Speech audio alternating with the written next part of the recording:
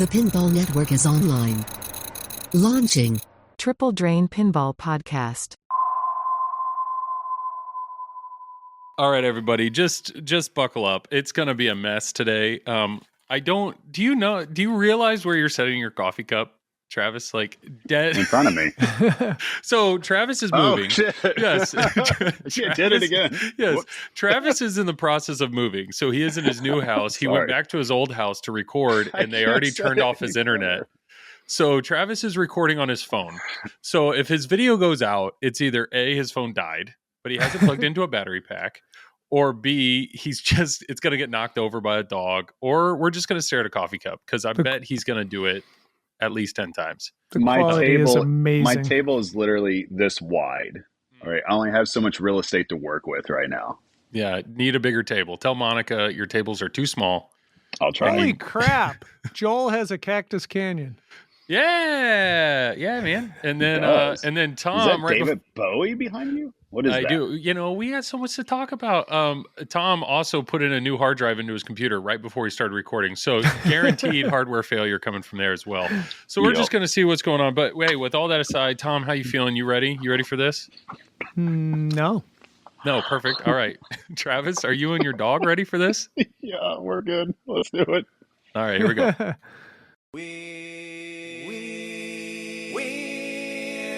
We're three guys who like to talk pinball, so we came up with a clever name. We're Joel and Travis Tom who talk pinball, and we call ourselves Triple Drain, Triple Drain, Triple Drain. We're Triple Drain. Wonderful. So we kind of have an extra ball. What's your dog's name there, Travis? His name is CJ. CJ, got it. Golden Retriever. It's a beautiful golden retriever right there. And now everybody's going to watch the YouTube video because we finally have something worth looking at. Oh, that's a cool looking dog. All right. So what's the goal for today? The goal for the day is really Expo. We all went to Expo. We spent, there was, we can go a little bit before that. You had Super Series. And then there was the Stern Pro Circuit Final. And then there was Expo, not only the show, but also the tournament. We got a bunch of games to talk about.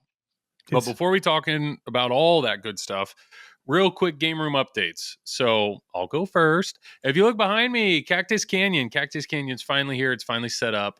I got that from Zach flipping out. Love it. Love the game. If you guys notice, I have the Brian Allen alternative artwork. Worked with him on that. Love it. I love it. I think it makes the game feel a little more modern. Not that the old artwork is bad. I just prefer this artwork. And then I got the Art Blades as well. And then Evil Pinball Wes out of Evansville, Indiana. He hooked me up with these side, not blades, but like side armor that look like guns. They actually look really, really cool. So this is the SE Plus. I actually prefer the look of the stainless metal on the game over the powder coated gun metal. So love all that. So I'm already starting to mod that out. Love the game. I already love it. People mock friends and family, but it's already a hit. I mean, my wife was playing it the other day. My daughter has made friends with girls down the road, and one of the girls who's like 9, she keeps like almost daily is coming down here. And what does she play? She plays Cactus Canyon. That's like, she's all in on it just because hitting that guy and seeing his hat pop up. So the friends and family, check that box. Boom. Love it. Another game room update, and we're going to talk a lot more about that, is right there. Crushing David Bowie's, the 9-year-old female demographic. The 9-year-old female demographic. Killing it. I will say, it's even better Toy Story 4, maybe. I don't know. I don't know. We'll see. I'll sell it, and I'll see how mad she gets, like your twins. Which game's going to be better for the young girl demographic? The 6 to 10-year-old, I just need to wait for a fist pump. That's what I need. That's what we're waiting on. Tom's drinking a Mountain Dew. Dude, this is going to be a good episode. I got tea here too. Oh, doubling up. David Bowie is here. I have a Labyrinth. We're going to talk more about that, but I have one here. I streamed it the other night. It's great. So we will definitely talk about more. You can see that in the background. What I wanted to say is I had multiple people come up to me at Expo, and it was awesome. It was awesome talking to people that are fans of the show. But believe it or not, there are people that are like, Joel, why do they give you so much crap on Cactus Canyon? Cactus Canyon is a great game. I own it. They're like, the supporters out there are like, thank you for being a voice to the people that like Cactus Canyon. It's no Pulp Fiction. So for the two of you that have your own opinions on Cactus Canyon, there's dozens of us, okay, Hey, that like it. I love Cactus Canyon.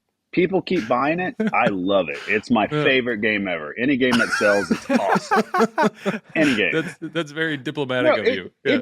It just comes down to like how many times they're going to play it. I've just played it so much, and Yeah. just it's samesies over and over again. You guys are too good. You could say that about any game that you True. want. You know, so that's just how it is. Did you guys hear my phone just like I did, do a weird yes. thing? He's going to be getting texts. He's going to look at sorry. you. This is going to be, if anybody's watching the YouTube, he looks like an idiot. He's like staring What? into, because you're I so don't lean have forward. my glasses on, and my dog is attacking me right now. Yeah, I was it's going to perfect. say, I saw This his is dog perfect. come up Yeah. there. I was like, This is going to be so great. All right. So that's my game room updates. Travis, brand new house. He has a basement now. So That your I'm not recording in. studio, yes, your recording studio right now is a couch and a tiny table. I mean, that could go one or two ways, Joel. Yeah, for sure. But your basement looks very large, and I saw pinball machines down there. You finally have There all of is. your games in one area, so I'm excited to see. Once you get all that set up, we'll have to That post was a picture actually when that was only half my collection, believe it or not. Oh, I'm humble nearing brag. Tom level. Yeah, Oh, getting closer. Well, Yep. until you have Shit. another location, you have to have the basement with all the games, but then you also have the other location of the games, the backup That's true. location. Tom's got the backup location. It's true. And nobody knows And where District Tom 82. is except for a select few. Yeah, him owning District 82, that's And huge. District That's 82, a lot yeah. of games. Yeah. I can't wait till the world ends because I'm just going to stay down here. You'll be good. You'll be good. In your Tom, bunker right there. Do you have any updates at all in your collection or new games in the last few weeks? I have 0 new games, Joel, 0 new games because But- you bought a lot of them. but I do have a new game coming next week. Oh, do you want to share what that is? No, Oh, This okay, is- cool. Good talk. Is it a used game or a new in-box game? it's used. I'm getting a Bond Pro Okay. again. Oh, it's coming back. It's coming back. Oh, So this after is interesting. everybody destroyed me on it at Expo, I've just decided I need more time on it. So It's plus, I think the code is so much Mhm. better than it was. I will say, I, believe it or not, did a little bit of commentating during the Expo stream, the tournament, and loved every bit of it. And I will say, commentating Bond and watching Bond and listening, there was a few different times I commentated, but like Raymond Davidson was sitting next to me one time, Dalton was sitting next to me one time, Eric Stone, all guys that know the rules very well. Tom was sitting next to me. Robert Byers. Robert I Byers, would just, Top I Rope would just Pinball. like to say it felt like the Twilight Zone driving down a highway and listening to that when you can hear Eric Stone Yeah. in the booth with Joel and Joel's explaining a rule. I was like, what is happening right now? I knew Venom more than most of the people I was commentating with. You and did it made well. me very happy. It You made me did very well. happy. Yes. I loved it. You I were loved entertaining. commentating. We'll But talk what about this later, Travis, but he was actually talking to Tanyo about Elton John rules. I Yeah, it saw was. the And pictures. while I Like, was people playing were- the game, Yeah. and I'm just sitting there like, what is going on? What is this? Is this real? What? This is real. One guy Yeah. wins one game of Labyrinth, all of a sudden he's just like, just floating and Yeah. levitating above all the pins and telling everybody, yeah, just hit that shot. Just hit It's that the shot. new me. It's fine. It's the new me. Okay. Joel gets in the booth, right? Yeah. And Yeah. all of a sudden, everybody in that room is coming over and drawing on my touchscreen. Oh, it's the best. Like so like the whole stream is like Joel It's the and best. Raymond and Byers just like all over the place. Yep. And the viewers loved it. nobody can see where the ball is. The viewers loved it. Were They you just okay. off to the side, Tom? You were just like, I couldn't No, do anything. he kept It reaching was in and way clearing too it. far away. He kept clear. Tom would like walk by and so here's Robert Byers showing the Right. 6-way combo and Iron Gotcha. Maiden. So it's like woo woo woo, and he's going and Tom's like he's only on combo 4 and Tom's like clear. Like, he just wanted it cleared.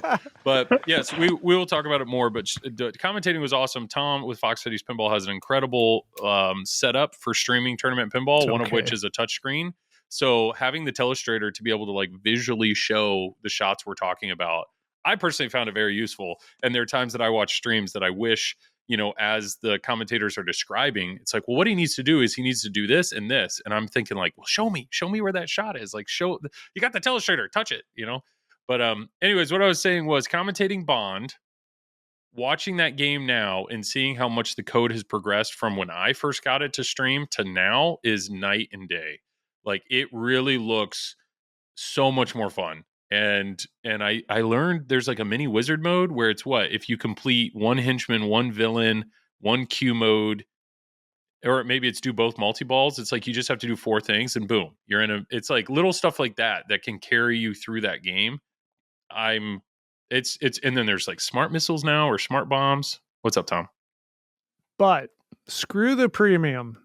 I'm telling you right now. That game effed me 3 times during the tournament.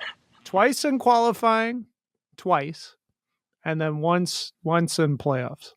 I'm going to guess. Which part? Yeah, without him saying it, I'm going to guess it probably has something to do with Bond on the Wand. Twice on that. The other time was the VUC. So on stream, Dalton was in multi-ball playing Escher, and one of the balls came out of the VUC and went straight down. What's that? The rocket lock thing? No, the car. The car on the right side. Okay, yeah. So the ball, you hit it in the scoop, the ball bounces out of the car, and it's supposed to return to your right flipper. Well, I'm sitting there playing it, single ball play. I'm like, oh, I'll hit this shot. And then, I just see the ball like just come out and just take a nice ramp down the car into the out lane. And the exact same thing happened to Dalton, but he was in multi-ball and he actually like double drained versus Escher. No. But that features on both the pro and premium. It is. So why do you hate the premium?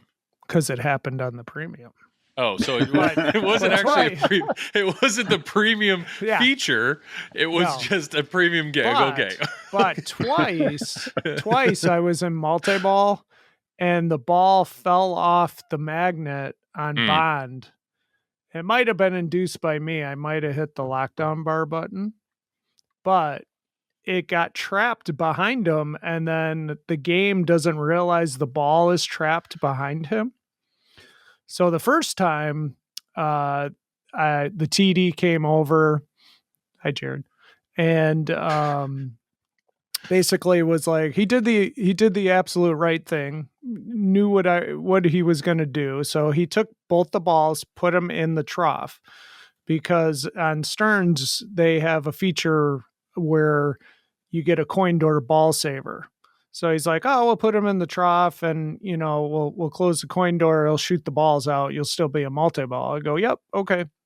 So he puts him in the trough, closes the door. I'm ready to go. I see the ball save blinking for like 5 seconds. No balls come out.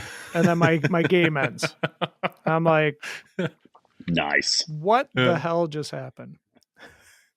And then the same thing happened to me in my last game, except I pleaded with the TDs to put them on my flippers because of the situation I had before.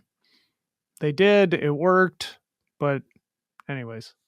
So by that time, it was 10 minutes later and I was already out of rhythm. So the trough thing, is that like a code issue, you assume, with Bond specifically, or just maybe that game? I would something think odd? so.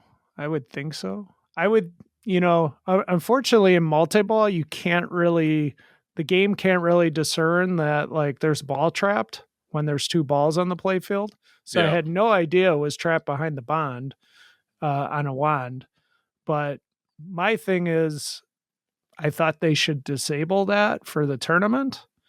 But I don't know if you can in the code. Like, I don't know if it's a feature that can actually be disabled. I want to say that they tried at the Stern Pro Circuit Championship, but I don't know if they were successful in doing that or not. Yeah, because we were having issues with it there also. Okay. So, something for the Stern coders to look at.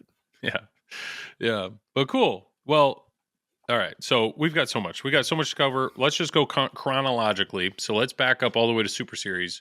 Super Series, I wasn't there. Both of you guys were. Actually, we'll have to What? back up just one more thing because we Oh. forgot to talk about it. So we got to say congratulations to Raymond Davidson for winning the UK Open. Yeah. Yep, Stern Pro Circuit. Whoops. We briefly talked about it Yep. for like 10 seconds, and we're like, shit, we totally forgot to talk about it. But yeah, so I went to England. This is like 3 weeks ago now, maybe 4 weeks ago. It was awesome, a lot of fun. Neil McRae puts on a excellent event. So if anybody else is Yes. thinking from the US or Canada, thinking about going out there, highly recommend it. I'm going to try to get out there next year, and I know a bunch of other people are going to try to get out there. So games played, a lot of fun. The location was fun. It was fun just being around London, getting to see the different sights and sounds, and plus to get to play against the European players as well. There was a lot of outstanding players over there, of course, and to get to meet a lot of people over in England that actually listen to the show and absolutely hate Joel, which is just awesome. That made me love England even more. So yeah, it's a cool place. I'm just kidding, Joel. They didn't hate you. They're Team Travis and Tom. So the same way, fine. you know, people in Chicago are Team Joel for whatever reason. But you know, so it's fine. It's all good. I have a team. Yeah. Oh yeah. Yeah. Big Oh fan yeah. Pug. Big fan. Tom, everybody loves Tom. I don't know what it is. I've not heard somebody say one bad word about you. Me, bad shit all the time. Joel, they absolutely hate. Tom, yeah, you're like the freaking. What would it be? What would Tom's equivalent be for the Beatles? Would he be our Ringo or our Paul? I don't know. Which one would he be? What's the more popular one? Taylor Swift. Yep, he'd be our Tom. Taylor Swift. Okay, yeah, that's good. Lots of Tommies out there. Yeah. Okay, so UK Open, yes, congrats, Ray Day, way to crush that. Sorry we forgot it last time. But yeah, so then we get to Super Series. So Super Series was a multiple day event. It was, yes, I know we watched, or I tried to watch some of it from afar. I don't know. I'm gonna let you guys recap that if there's anything that stands out to you. It was tiring. Okay, solid. Travis, how did you play? Super Series. Memorable, yeah. Oh, yeah, I took fourth in the main. I'm trying to think of all the other ones. I honestly don't remember. I took third recently. in the Classics Fair Strike. Yeah, Tom did do that. Nice. I know I didn't place top 8 in anything else because I would have got money then. But I think I dropped one or two events too to save my legs. You dropped one event for sure. Yeah, because I want to stay off my legs. Because for those that don't know, I've had multiple knee surgeries, so standing up all day long, my knees will just absolutely blow up. So I had to kind of hold back. But it's fun. Like I enjoy going to different venues and different events in which I can play a lot of tournaments at once. But it's one of those things that I can only do that every so often. If I try to do that like once a quarter, it's just my legs are just completely gone. But it's fun to do, you know, to get in 4 to 6 tournaments and try to play as much pinball as possible. And plus, I enjoy being able to play a modern game than a classic game and kind of go back and forth. I know some people, it kind of gets old a little bit for some people to do, and I know District 82 is kind of known to be classics heavy. But at the same time, I like being able to try to test my skills in terms of making adjustments and everything. Because some games there, I just get absolutely destroyed. Other games, I feel like I got a decent chance at. So, I mean, it makes for a good competitive area with how I like to play pinball, if that makes sense. But I do look forward to the time when District 82 decides to do more moderns as well. I think that'll be fun. But at the same time, though, these 20-year-olds, they're winning everything anyways. They don't have to keep winning up there, you know? Yeah. I think Max won it. I can't pronounce his last name, Tom. Max Senesac. Okay, yeah. And he played excellent. And I know he's not 21. He's a little bit older than 21. So score one for the seniors division of 25 seniors and over. Division So, 25 and over. Yeah, I've lowered it to 25.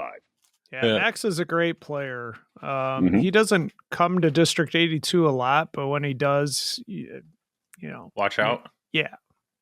Nice. Yeah. The real question, and I'm assuming all the listeners are wondering, is how did the world-renowned, world-famous volley go? It was Carlos, Andy Bagwell, and I in the booth for that, and we had a little bit of a good time commentating that. Yeah. What was it? Andy had strong opinions on the plunge. If you plunged in one particular way where the ball he would go bounce, bounce out, he knew immediately that person has no chance. So he was like striking people out on the monitor as soon as they plunge. He's like, nope. He's like just like gave up on him. Like, nope. Nah. It was very entertaining. But yeah, Volley Hype. Volley Hype is real. For people that don't know, it's a $5 buy-in tournament where it's one ball, highest score wins the pot, but you can buy back in for $20 if you want another go at it. So, any idea what the winner ended up winning? Like roughly how much? I want to say it was probably ball, close to $200, maybe even more than that. But yeah, it was a lot. For one ball, one game of volley. An old Ian. Funny, I can't remember who won off the top of my head, but I remember they came in they were like the very last person, and boom, and then they blew it up. It was like 60,000. I want to say it was Cody Webb, but I could be wrong. But then like 4 people threw in $20. I'm like, that's insane. Like to try again, too rich for my blood. $20, yeah, $20 to try to get 60,000 on volley with one ball. It's not happening. Yeah. No. Well, that's awesome. Well, yeah, I mean, I know Super Series was like almost a week-long event. Is there anything else to say about that? Or I think, well, we started it, I guess, technically on a Tuesday, right, Tom? Is when it started. I mean, not the Super Series itself, technically, but playing, yeah. So there was pinball. Yeah. There was Tilton Tuesday, and then there was a classics kickoff on Wednesday night, which was an all classics tournament. Yeah. Which had a finals, which was fun. It was fun. I like about that barely made the. I didn't make the cutoff. I was like 2 points away. I think you made it, right? You had a tiebreaker. That's where I had that awesome tiebreaker on Paragon.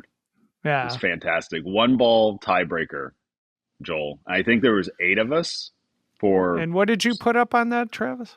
I put up a pretty strong 8,500, I think, on one ball. It was really, really strong, and somehow it held. I don't know. Nice. Nice. Joel, it's not supposed to hold. It's pretty bad, Joel. Yeah, no, I'm getting that. I can read into Joel. the sarcasm. But it's Joel, Paragon. Yeah. It's Paragon. It is Paragon. It's no bad girls, but it's Paragon. 00. Somebody recently had a 00 ball. They're trying to step in on your territory. I don't know if it was like Carlos or Raymond or somebody was. It. Yeah, I had one. Yeah, there you go. We had somebody at one of our games at District A2 on one of the solid states. I think they legitimately scored 20 points. And it was funny after they did it because I was in a group with them. And this happened twice, but one time somebody actually said something. They said something like, well, at least it's no zeros. I was just like, yeah, yeah, that is true. Yeah. The glass is half full. Well, cool. Well, awesome. Well, Super Series happened, and then I know, Travis, you drove all the way home. You bought a new house, and then turned around and drove back because you were Chicago. You're in the Stern Pro Circuit tournament. So this is for last year. What was it? Top 24 or how many? I think it was the top 32. Top 32 is how people. They do it now. Yeah, they changed the format around this year, but they've been changing the format around continuously. So if you watched it on, I guess it would be Stern's YouTube channel is what they live streamed. But for last year's event, they pre-taped it. So they taped it before Expo, and they've been releasing it in, I guess, episodic content or in episodes to where it was a ladder format. So this year they didn't do it like that. Instead, it was the top 32, the top 6, I believe, got double buys, and then the next group down got single buys, and then everybody else played in the first round. And it was just best of 3, all Sterns, of course, all modern Sterns. And you just play from there. You play like any other heads up. Yeah, I know. Well, shout out to Keith Owen. He wore a Triple Drain shirt. I saw that on stream, so that was pretty cool. I think I talked to him at Expo. I think he said it's his bad luck shirt now because he lost it. It might be, but he did. A lot of people don't realize he had a gnarly injury during that. Something with his toe. Yeah, he like fell and he had a hurt foot, a hurt toe or something. A lot of people don't realize that. Yeah, he could barely stand on it or put pressure on it while he's playing. So Yeah, he went from being a goat to being a little human there, thankfully. So for I guess for everybody brought else. it back down to It was reality, tough because the pod I was in was just insane. It was him versus Colin McAlpine in round one, and then the winner would play Andre Massenkoff, and then the winner would play me, and then the winner of that would probably have to play Escher. So it's just like, yeah, good luck. Where do you go? Yeah, and there was killers everywhere though. Like everybody was an excellent player to have to qualify to get to that. Now, obviously, if you travel enough and you place high enough, you're gonna get there. But that being said, everybody there earned their way. Everybody played well, and there was, I mean, if you watch it, of course, young kids rise to the top, yeah. And I think we had like, I want to say it was Escher and Zoller in one round, and then there was I guess a Bowen and Eric Stone matchup, and of course Colin and Elwin in the first round. So you got to see some cool matchups throughout. Yeah. I wish a lot of it would have been able to be on the stream or at least record it. But it's overall though, there's some excellent play being done. I drove up to Expo on Wednesday, and so I was actually listening to the stream while driving. So I couldn't watch it, but it was interesting, like listening to pinball, almost kind of a play-by-play. And, when you hear the commentators like, oh, yeah, it's like, yep, that ball's gone. It's like you can listen to the reactions and whatnot. But I think the final two were too young. It was Escher and Jared, right? August. And yep. Jared ended up winning it. Yeah, No, Escher took it. Who won? Did you not see our picture on Facebook? Oh, I saw it. Yeah. Our Triple Drain post? Yep. Yeah. What was the? You're a competitive commentator now, and you got to get your players right. You got to get the names right. Who won the Expo tournament? That was who do you think? Let's just go. Escher won it again. I mean, he is the number one player in the world. He needs to be outlawed. I thought pinball. Jared owned something, or never mind. I'm remembering the video of he had his last ball and turned and like hugged Escher or something. It was Escher's like really freaking good. Anyways, okay, so Stern Pro Circuit. He's okay. Yeah, he does fine. He's all right. Yeah, Stern Pro Circuit. He's lucky there's ball saves in games for sure, and he's lucky he's lucky there's flippers on the game too. It's not bagatelle, or he'd be like shit out of luck. He'd be in trouble then. He'd still beat us. So that tournament happened. Yes, and I remember. Yeah, it was cool listening to that. That was pretty cool. And all this happened before Expo. And then all three of us were at Expo. Travis was only there till Thursday. He left Friday morning early, but Tom and I were there through the whole thing. He was my roommate. Yeah, you had Travis and Monica somehow ended up bunking with Tom. Thanks for the invite, guys. You're having a slumber party, and I got... Dude, we heard what you did to Neil's car, so we were not going to let you get around any of our stuff. Let's address I got in the car with Neil, and he hates you, Joel. Can you believe, Tom, that Scott Denisi let him play on that TNA? I wouldn't let Joel around anything anymore. Scott invited me to his house. I actually played his games at his house. I'm very happy his house is still upright too. We will clarify this. Okay. Well, so we'll get the shenanigans out of the way. I went to the Stern Pro tour, or not tour, the tour of the new facility. Random side comment. Brian Eddy was our instructor, and he says tour like Travis. He says tour. Welcome to the Stern Tour. And as soon as we heard it, I was standing next to Craig Bobby. Craig leans over. He goes, he says tour like Travis. And I was like, yeah, he does.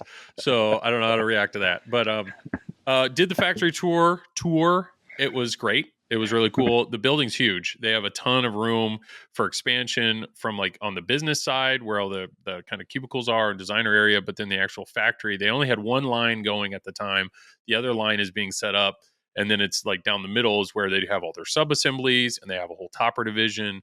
The amount of wiring that they have going. I mean, it's just really impressive to see how much they're doing and how quickly they're doing it.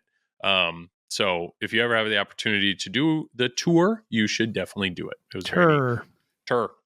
Anyways, to get to the tour, we could have ridden a bus, or we were eating breakfast and Neil McRae was there, and Neil's like, hey, I got a big old car. Like, we can all just drive. We're like, all right. So Neil does something with BMW. So he says he just waves a card and boom, he's given a BMW to drive at in the airport. Before you go on, I just want the listener to realize, and Tom to realize, because it's freaking hilarious. Neil is going to listen to this. He's probably listening to this right now. Yeah. And he's going to lose his mind right now as Joel is just talking about this story. So just picture that. Oh, Neil's great. As we listen to his story. Yeah, we love Neil. So we go out there. I say we. It was me, Neil. It was Davey, the guy that does all the Stumbler mods, Craig, Bobby, and then Julie. It was a new person we had met. Super nice. We all go out there. So there's only 5 of us. Well, this BMW has a 3rd row. So they were like, okay, somebody needs to sit in the 3rd row. Well, this BMW was like, to pop down a seat in the back, normally you like pull a little latch and the thing just bloop, bloop, like flips out of the way and you get in the back. Not this car. This car has buttons. So this is a high-tech BMW. This is SUV. Nice. So this car has buttons. Being the tallest person, all I did was I got in and I sat in the passenger seat. I didn't touch nothing. Were you in the front or the back? The front. The front right seat did nothing. Craig's back there. Bullshit. Craig starts holding down a button, trying to move it. Neil's on the other side touching a button to move it. And then all of a sudden, things stopped moving. Like even the front seat was moving to like make room for the middle seat to move out of the way. So things stopped moving. So what does Craig do? On the back of one of the seats is a red loop of like, oh, you probably just pull this and it moves out of the way. He pulls it, then everything starts freaking out. Like nothing. So Neil is kind of like frantically going back and forth. He's like, no, don't touch that. I just have to hit this button. Like there's 4 buttons. Everybody's pushing the same 4 buttons. Things are going up, down. There was one point where Julie was actually sitting in the 3rd row and she's being moved by the seats back and forth. I'm just sitting in the front. I'm doing nothing. I'm sitting in the front. I look at the instrument panel and there's like warnings going off, like limit switch here, limit switch there. There's a little graphic showing the seats. Every seat on that graphic was red except for mine, which was green because I did nothing. I just sat there. And then I finally got out of the car and I was like, there's got to be something. We gave up. We gave up on riding in his car. That's how screwed up, like everything stopped moving. So we went from being able to fit 5 to 7 people to only being able to fit 2. None of the seats in the back were in a position where you could even sit in them anymore. Hold up. How did you guys get to the factory? I drove. You drove? I ended up getting my car. I got my car. Julie and Craig rode with me, and then Neil and Davey rode with him. Yeah, I was so we had to take 2 cars. You guys just bricked Neil's car completely? Yeah, and then they left. I was surprised with all the red and all the warnings going off. I was like, I bet he won't even be able to drive his car. I literally went to dinner with Neil, and like the front of his console was like still had an error for like the back seat. So, and then like the 10-minute ride to Portillo's was Neil just telling me the story of how Joel just effed up his car. I get it. I became the butt of the joke because I was the one person who said, my seat, I just sat there. I just sat there with a smile on my face. Yeah. Notice how your seat didn't mess up at all, but everybody else's did. Green. Yep. So what Joel's Neil, fault. like I said, he does something with BMW. So somehow he like got in contact with probably the engineer that designed it and ripped him a new one. And there was some sort of button combination he had to do on his dash to like reset the car. And that was the only thing, because pulling that red strap apparently is some like emergency something. Yeah, like what? Why? So who pulled the red strap? Craig? It wasn't me. Craig it wasn't Bobby me. Did or who did it? I'm guessing Craig. Now I will say at some point I probably did get back out. Did anybody admit to pulling the red strap? That's what we need to know. I think it's Craig Bobby. I Did think he it's Craig admit Bobby. to it? But I think did he admit? No, he's not gonna. It sounds like a Craig Bobby thing. But I just This wish isn't an everybody could American picture issue. Neil This is a McRae Canadian issue, like obviously. frantically going back and forth, like no, don't touch. I just gotta hold this button. Like no, I got it. I just gotta hit this button. It was great. So for listeners, if any of you guys are a BMW owner that has seats that red don't strap. Yeah, don't pull the red strap. Don't pull the red strap. Yeah. And do not let unless you're Craig Bobby or Joel Engelberth ever. Don't let unless you're in Joel. Neil I was McRae's in car. the front of this car, and like the temperature controls were like, it was like you were at NASA trying to figure. It's insane. Yeah. If you're in like, Neil I'm not McRae's car, touching though, anything, Neil. threaten to pull the strap. That's all I'm saying. I hope this carries through, or just don't good. let Neil I didn't touch drive. anything, Joel. Don't touch anything. I didn't just touch sit there. anything. I know. Tom, was it one of those vehicles where you feel like if you touch the wrong thing, you're going to go back to the future or something like that? Pretty much. No, you'll just break it was the car. It was nothing I was used to. This is German technology. Yes. So that was fun. Stern Tour was fun. What else? Yeah. Well, let's just dive into playing games. Okay. They had games at Expo, didn't they? There was a lot of good games there. I wonder why Joel wants to talk about this. Yeah. No. Okay. Well, we'll just work through it. So first off, just get it out of the way. Get it out of the way. No, I'm going to start. Let's get your humble brag out of the way. Labyrinth. Labyrinth is here. Okay. Labyrinth is here. Honestly, the lines for Labyrinth were incredibly long the entire show. So there were some people that just kept playing it and other people that probably never played it because the line was that long. They had 4 games up and running the whole time. The line was very long for it. Luckily, on Thursday when the show opened, I went straight to it and I didn't have very long of a wait. Initial impressions of the game were, to me, when a new company comes out, it's all about the build quality or the initial feel of the game. You know, you want to make sure the game doesn't feel cheap or it looks like they cut corners, or did the company try to redesign something, you know, like, oh, we have our own flipper mechs. No, they're using Bally Williams stuff. Like, does the game feel like a normal game? That was my initial thought. So I walk up to the game, art looks great. Flip the flippers feel snappy. Everything about the game feels the weight, everything, it feels like a real game. If you told me Stern made this game or if American Pinball made this game, I'd believe you. Like, it feels like a normal game. So initial impressions, good. I start playing the game and I was talking to Travis. The guy's name was Travis, very nice guy. He's one of the mechanical engineers at Barrels of Fun. He was standing there next to me. Yeah, the better Travis. Yep. Yeah, I don't talk to Joel while he plays. No. I don't subject myself to that anymore. I can't do it. While I'm waiting in line, I'm asking him some of the rules and whatnot and what to do. And what is cool, you can kind of see it in the bottom of my screen. There is a screen in the bottom part of the game, in the back, kind of the back panel of the playfield. And it'll tell you what to do. Like, when you're in a mode, that screen tells you exactly what to do. To start a mode, you have to spell Labyrinth. You hit white shots, boom, you're in a mode. And then look at the screen. It's great. So I kind of knew what to do. And so I was it's like Guns N' Roses? A little bit, yeah. Always having that little monitor to hold your hand. It's great. I like that. I wish. Oh, it's awesome. Yeah, I wish more people would do that. 100%. Like, I love that Guns N' Roses had it. I love that Toy Story had it. And then they took it out of Godfather. And I remember asking Eric why. And his view was like, we couldn't think of a reason to visually have it in the game. They're like, initially we thought like maybe like a billboard, but we thought that would stand out because not. So they just thematically felt they couldn't put it in the game. The billboard would have been a great idea. Well, that was their thought. Liked the billboard in Godfather. Yep. Although were billboards a big deal in the movie Godfather? No. Should have had like billboards. It's New York. There's billboards everywhere. And yeah, that makes sense, right? I think they were not digital though. But you know, in Elton John though, that's a good point. Yeah, in Elton John they have a little display on the piano that actually communicates some stuff. But anyway, so Labyrinth, I played the game and I was actually felt good. I actually completed a mode, and as soon as I completed a mode, Travis leans over to me and he goes, "Hey, you have an orblet hit under the flipper. That's a 10 million point shot. I don't care about points, but I hit it first try. Lift the flipper up, boom, felt great." I was like, that was fun. Put up a high score, but it was the beginning of the show. I didn't think it was a big deal. Fast forward. He did the fist pump after he did it. It was 37 million points is what I put up. Lie. It was 27 million points. Fast forward.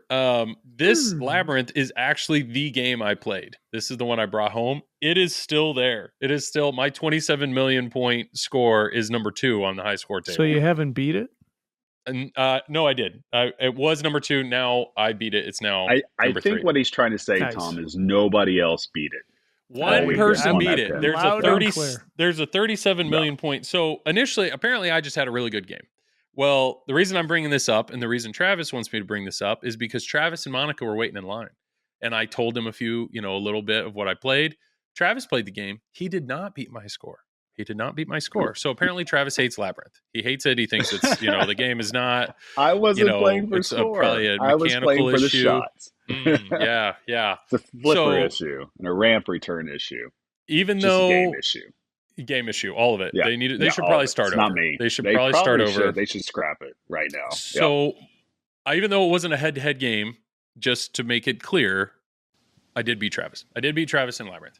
Fast forward to the very last night, Tom and I actually played Labyrinth head-to-head. 1 a.m. 1 a.m. still, 1 a.m. And at the end of the game, my score was higher than Tom's. So at the end, not only do I have a Labyrinth here in the house, I have absolutely crushed Tom and Travis in Is that what you Thomas. Let me tell you what I went through. Okay. Labyrinth destroyed them. Okay. Yep. I had to drive back to Wisconsin. Come back. Yep. Had my mom in my room. With your mom, yep. With my mom. Oh, wow. Who's like pretty much deaf. Anyway. So your deaf mom is the reason you lost in Labyrinth? That's what we're... No, I was tired. I had a long day. Then Joel's Joel sees me and he's like, hey, Tom, you gotta let's stand in line for a half hour and play Elton John. So I'm like, okay. Yeah. Yeah. And then I'm like, I want to check out Labyrinth. Yeah. Not knowing this was going to be a competition. Oh, no.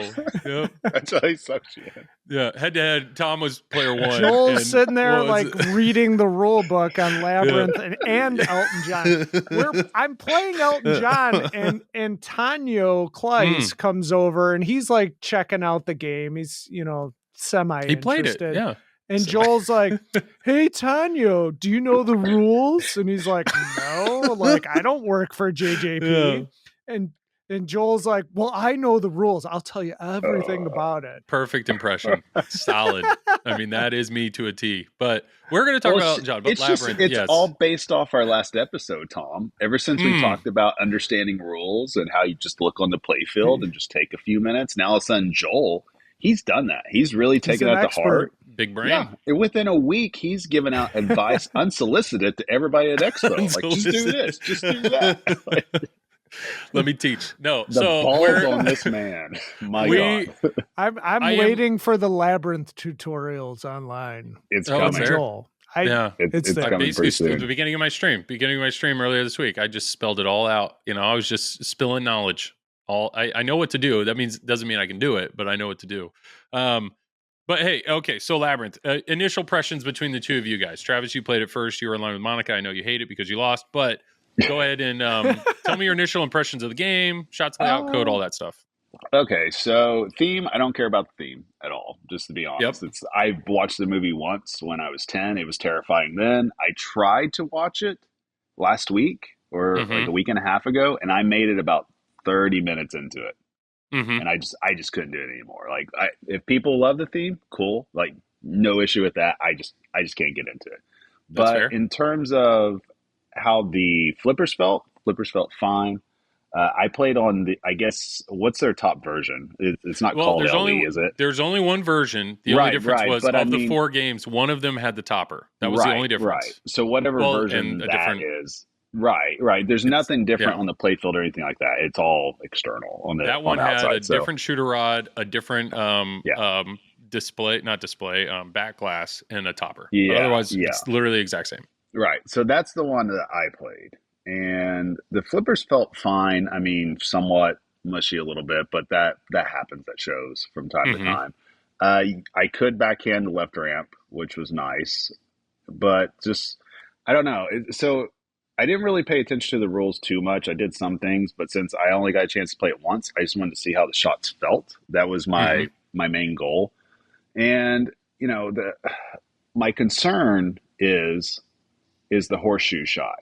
So a few times when I hit it from right to left, it did one of two things to me.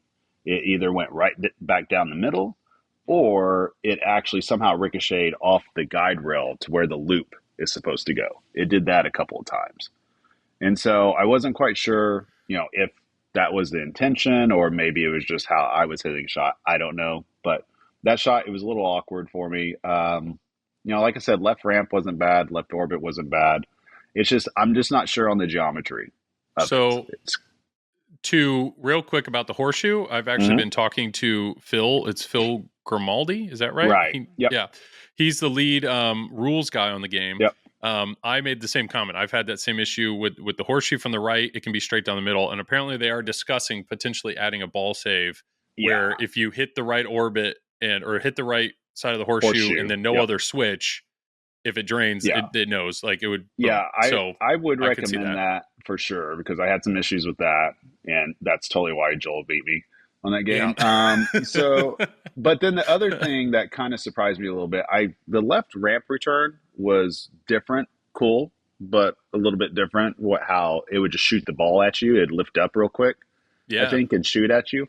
There was a couple of times that I hit a shot and there was something happening on the display, and I was looking at the display, and then all of a sudden out of nowhere, the ball's like shooting back at me, and I was not prepared for it at all. And then it was just so that right there was, I hope that they code in something that kind of gives you time to prep for it, or a little bit more notice, or something that would let you know that's coming. I'm sure there probably is something there already that lets you know. It was just a little bit jarring when you're trying to look at the screen and trying to figure out, okay, what's happening next. And all of a sudden it's kind of like, it reminded me of Halloween, except instead of it showing up in your in lanes, it was like, just like, F you, the ball's coming right back at you. So the large ramp flap raising in the air is not enough visual for you to know the ball's coming. I just no, well, because you're looking at the screen, because something's happening on the screen. Yeah, okay. So the screen is distracting, is what you're saying. Or if there's something on the screen if there's some sort of animation, and you realize people are watching it. I hit the ball somewhere. It was holding my ball. Mm-hmm. Obviously at this point I didn't know where it was coming, so I was looking at the screen, waiting for notice or something like that. And then all of a sudden the ball's there. Well, right. So now I know next time, just whenever I hit, don't pay attention to the screen at all. So just watch down there. So wait for it. What is really neat about the layout is there's a ton of diverters in it. So there are times in it where if you hit the right orbit, instead of it going all the way around, it'll actually pop up and then lock under the ramp and then spit it out. So that's probably what you did. You probably hit the right orbit. The ball disappeared essentially. And then it surprised you that. Right. Because a few times it was more delayed than other times. So there was something happening on the LCD screen because it was indicating, I guess, an adjustment. I don't know, another phase in a mode, or maybe I'd started something. I forget what happened. I just remember looking up at it and watching it. And then out of nowhere, all of a sudden, there's like a ball. I felt it hit off my flipper. And then I looked back down. I'm like, oh, that is now. Yeah, there it is. So don't take your eyes off it. Yeah. But I mean, there's some interesting spots. So I think my favorite part to the game overall, I mean, obviously, like I talked about, I got some issues with the geometry. But if I have to pick out something that's really cool, I liked how you were able to stage the left ball on the left orbit. Yeah. With, I guess it's like an up post that kind of comes up. It was during one of the multi-balls. Yeah, that. And so then it just held the ball there.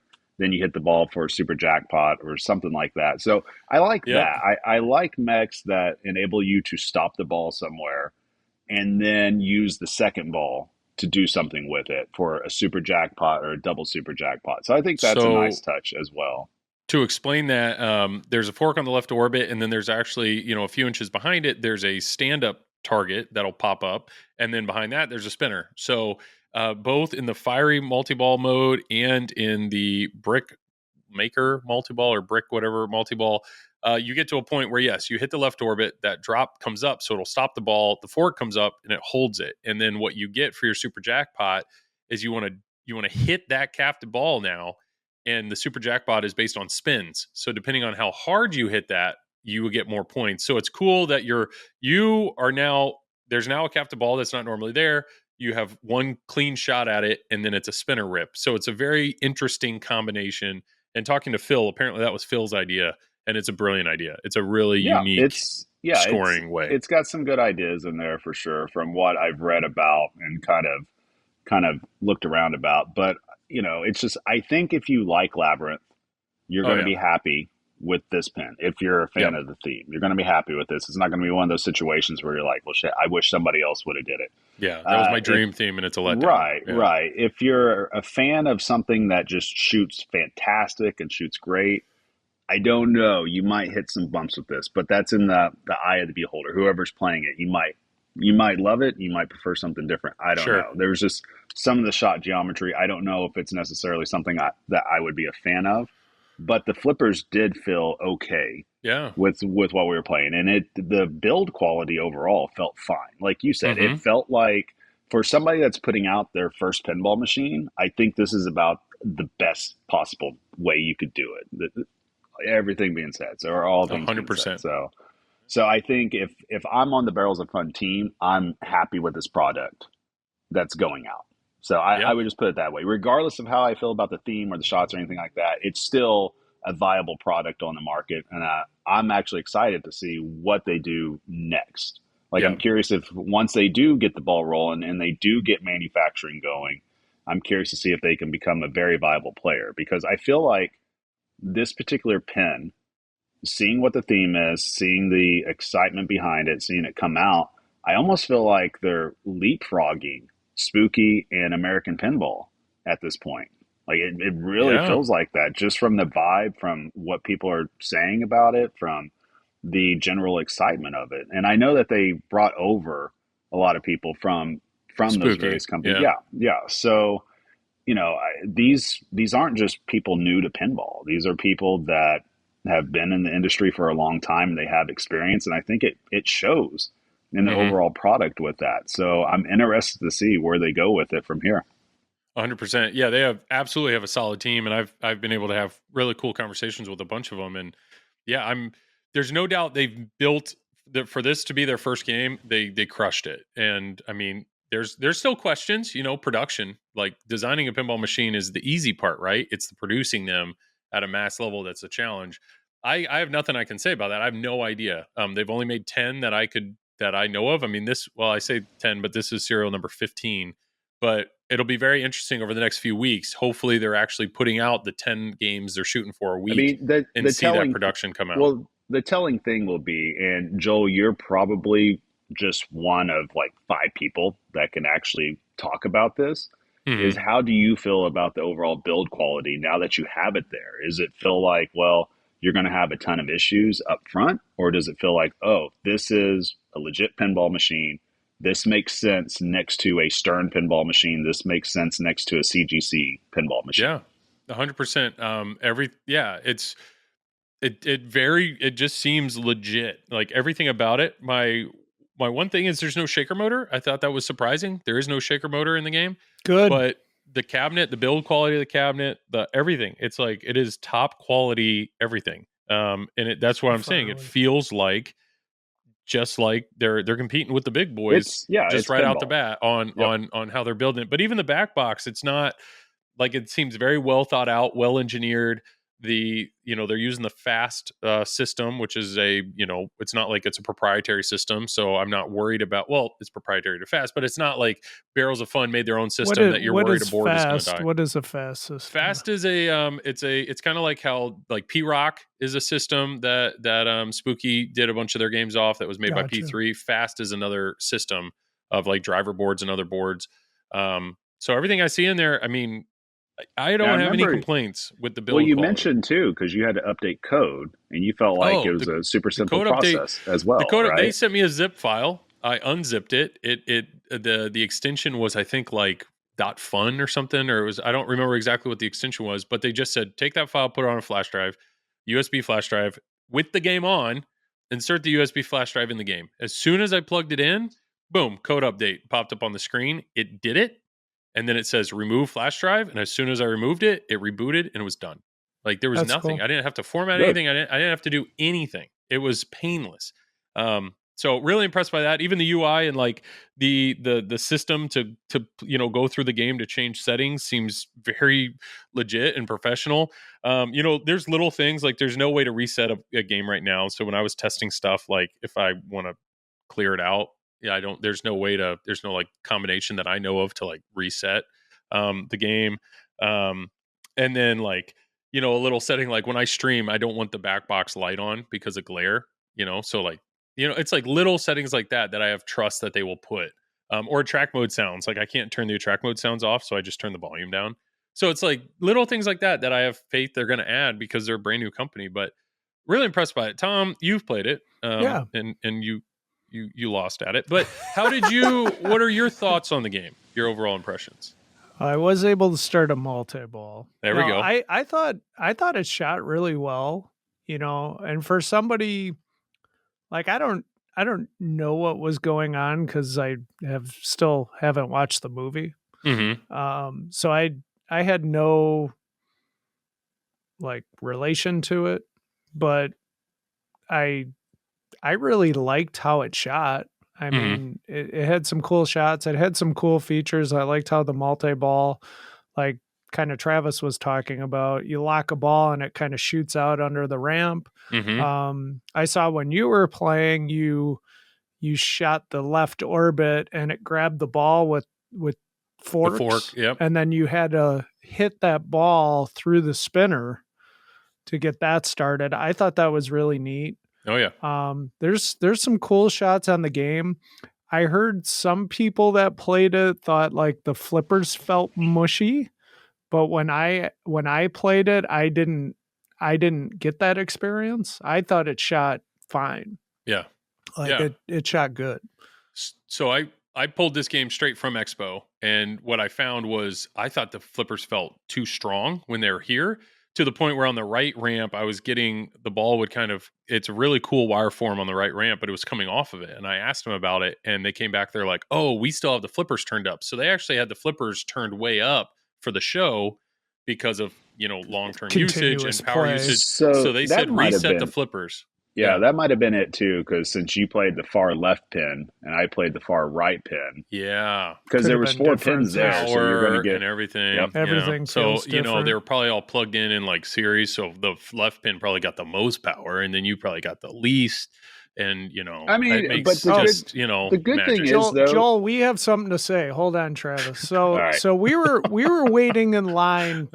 Well, we went over to where they had the 4 games, and then Joel's like, we looked at the Kingpin booth, and we're like, oh, there's 2 games set up over there, and there's like 2 people playing. Well, we get over there, and there's this guy, this guy and his girlfriend playing 4-player games on it, and they're like hugging and kissing. They were all over each other. Joel and I are like throwing up behiing them. They were like playing. They were like doing the ghost pottery scene, but on the pinball machine. Really? Okay. I think he nice. I think she was playing, and he like out of nowhere left to go to the bathroom, and then came back and like slipped right between us to make sure it was obvious. And then we realized, oh, it's a 4-player game. It was. I'm pretty sure they conceived a child in that game. I mean, it was, they better call him David for Bowie. I mean, it was something, man. It was something. So we got behind a group that was actually playing. It was like 2 people and then 1 person, and they were done before the 4. I mean, it was, I just never saw that. I've never seen pinball, really rile up the endorphins like what was happening in that twosome. It is such a dick move to go to a show and put 4 players in and play by yourself or with somebody else. I'm sorry. I thought you were about to say it's such a dick move to bring your girlfriend to the show. No, more power to you. More power to you. Maybe they met there. But you're right. Maybe they met 4-player games. But 4-player we don't game know what when was there's going a line. on. But... We've talked about that before. It's tough when you're at a show because you want to experience a game, but at the same time, you don't want to be on it for a half an hour when you know the line behind you is huge. Yeah, well, but if there's 2 of you, it should be a 2-player game. Right. That's pretty right. basic. Yeah. Yep. But yep. Yeah. So overall, I will say, let me end Labyrinth. I did stream it. I had an opportunity to stream it, which was awesome. There was a ton of people from Barrels of Fun in chat that were answering questions. It was just really cool to see that. Like Eric Primke, the guy who's actually coding the game, was there. Scott Denisi showed up. He's tweaked the audio. Mark Silk showed up, who did some of the voice call outs in the game. Like they've really assembled a very cool team. And a huge shout out to David Van Ness, the CEO of the company. He's the guy that actually helped me at 1:30 in the morning walk the game out and load it into my car. Like Gary Stern hasn't helped me load a pinball machine in the car. Nothing against Gary, but it's pretty cool. What about Jack Winari? No, still hasn't helped me. I think that's Charlie, that. But Charlie and Bug. Did they? No, Bugwood. I've just haven't Charlie been in this probably situation. would too. Honestly, So everybody listening out there, probably. what we're getting out of this is your value to Joel goes as far as what you're going to do for him. It was You're gonna bring impressive. pinball machines to him. I thought I think they're doing it, and if we fast forward a year and the company fell apart, and I would feel bad, but as of right now, I'm saying they've built a really good team. The product they have made is really, really good. So the big question mark now is the production. Are they going to be like CGC and they're going to take 4 years to make this, or is it going to be they're going to start pumping them out? Tom has his hand up. Go ahead. No, Tom. he had his hand up. I just wanted to say that Charlie helped me load my Rick and Morty. Oh, okay. So screw you, check. Joel. Yeah. No. What were you saying, Travis? Well, no, I was going to say, the only thing I hope that Barrels of Fun can do better in the future is just their overall initial release of a game, like in terms of how the videos went, in terms of how the initial marketing went, because that hit some bumps right there. But I'm glad that they were able to get the game to a show quickly, get it in front of people quickly, because at least by doing that, you get good word of mouth out there, you get positive word of mouth, and now that you have a game out there, you're going to at least see. Shit, I'm giving Joel a compliment here. You're going to at least see a high quality stream, of the game, which is going to help. So high quality stream, not high quality gameplay. That's fair. A high quality stream. High quality stream. That goes a long ways to being able to hear video correctly, to be able to see games correctly. And I mean, things aren't ever going to be perfect, right? I mean, all of us as content creators, we've been there before to where something messes up on us, or it's just not exactly, it just has to be good enough.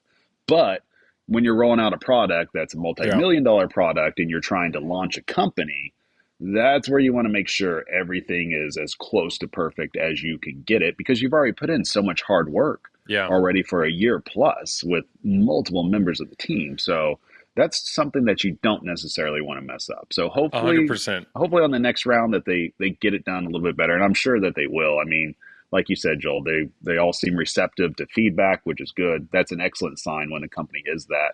And I know we've been talking about the company name and all that, but I get the hint. And I think it was either you guys confirmed this or somebody else confirmed this to me, that when I saw that name, I was thinking they're not going to be just a pinball company. They're not just selling just pinball machines, right?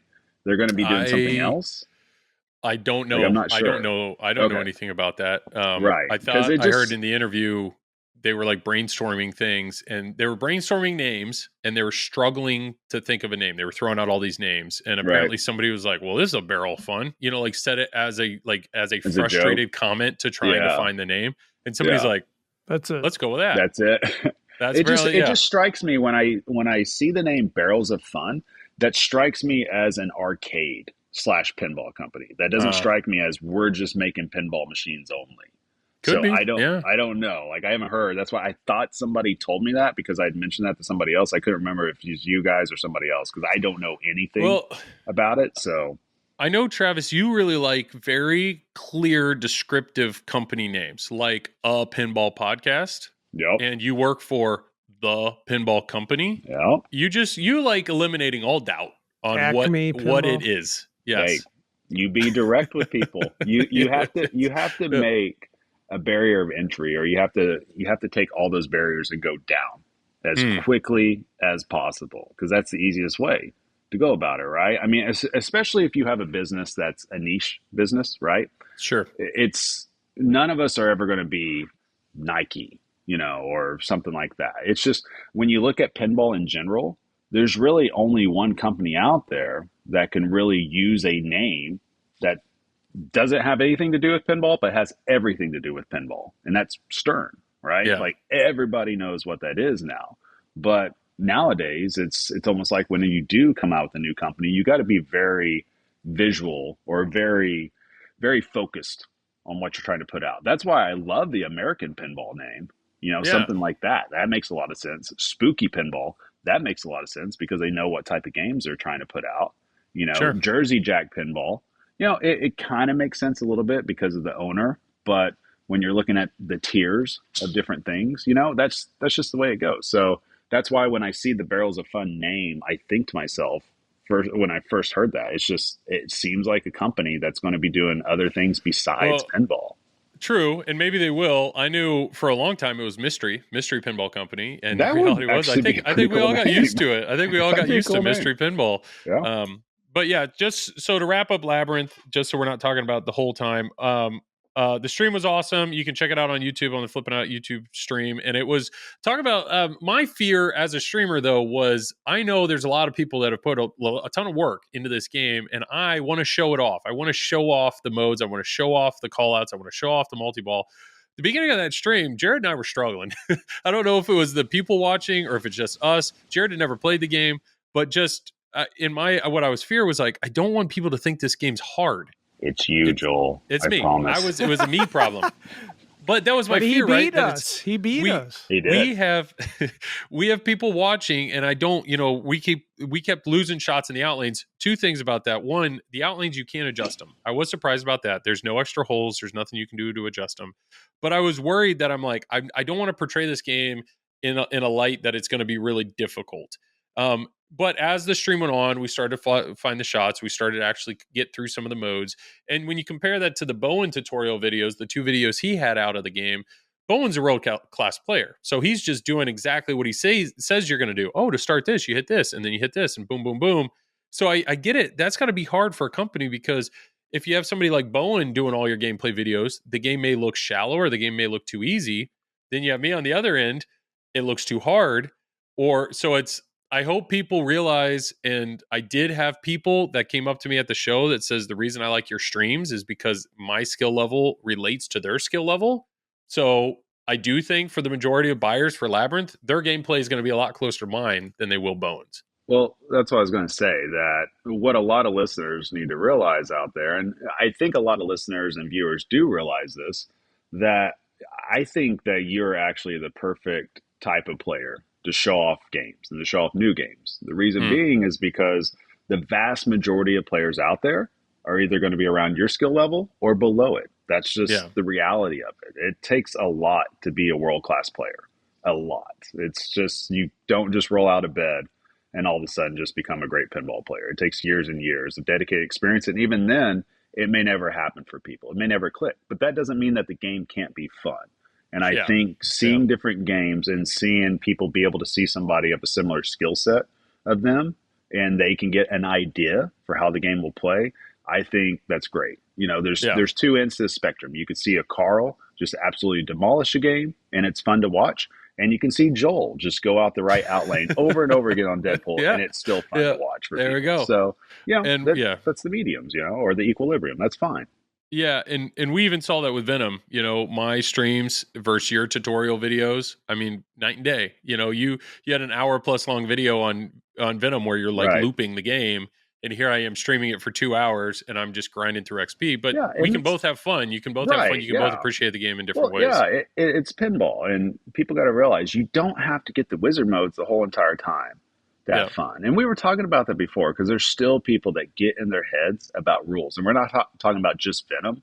Like, we see it all the time on Facebook, on Pinside, or just people that we talk to. It's like, at the end of the day, you don't have to worry about it being a super deep rule set. Just know how to start a mode, figure it out from there. Know how to start a multi-ball, figure it out from there, and have fun. That's what it's supposed to be.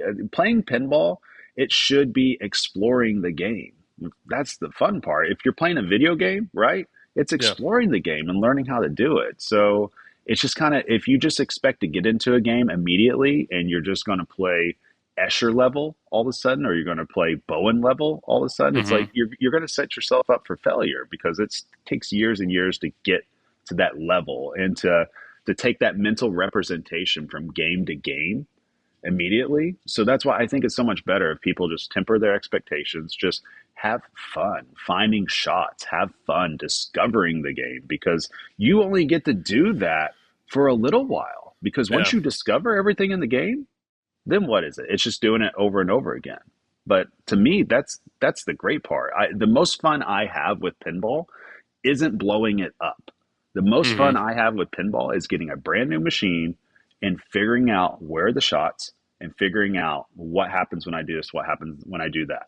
It's like the same way I was telling you about that left ramp on Labyrinth. that it was a little frustrating. The ball came out. I didn't realize it, but you know what? There's fun in that too, because now I know. Now I'm like, okay, if I hit this shot, this could potentially happen. You take it as a learning experience and you apply it to the next game. And I think that's what pinball should be. It should be, hitting those tiers and trying to get better and better, and eventually trying to beat the game in the way that you can beat the game. And that may not be beating a wizard mode. It may simply be just hitting super jackpots in multi-ball. It may be scoring 50 million points on a certain mode. I think that's the thing to do. Enjoy the games you want to enjoy it. And that's why I think the streams that you put out, Joel, are excellent. And I think the stuff that Tom does when he plays his games at home, that gives a cool vibe as well. Like that shows like where you can be with games too. And I think everybody needs to know that pinball needs to be fun. Like it doesn't have to be super serious all the time. Have fun with your games. Set up your games the way that you want. Play the way that you want. Well said. Well said. To end Labyrinth, what I'll say, this is my brother. So my brother played it. I would say he's a little above novice in his skill level. He's getting better, but it's really fun having him on stream, because even the skill level difference between the two of us, I think, shows very different approaches to the game. But he is a Labyrinth fan. He's a huge Jim Henson fan. We grew up on the Muppets, but like Labyrinth was a movie that he's like, oh, I've seen it so many times, and he was all in on the theme.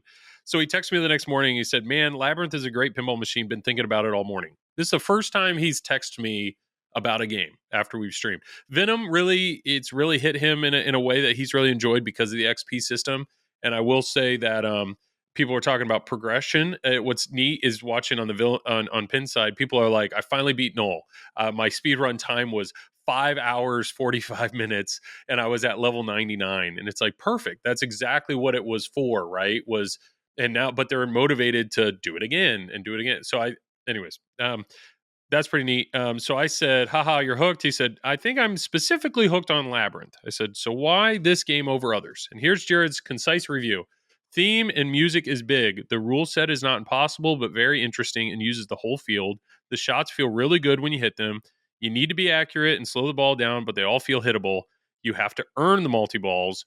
There's a lot on the play field, but it's not overwhelming like some games. I don't know. It's just fun.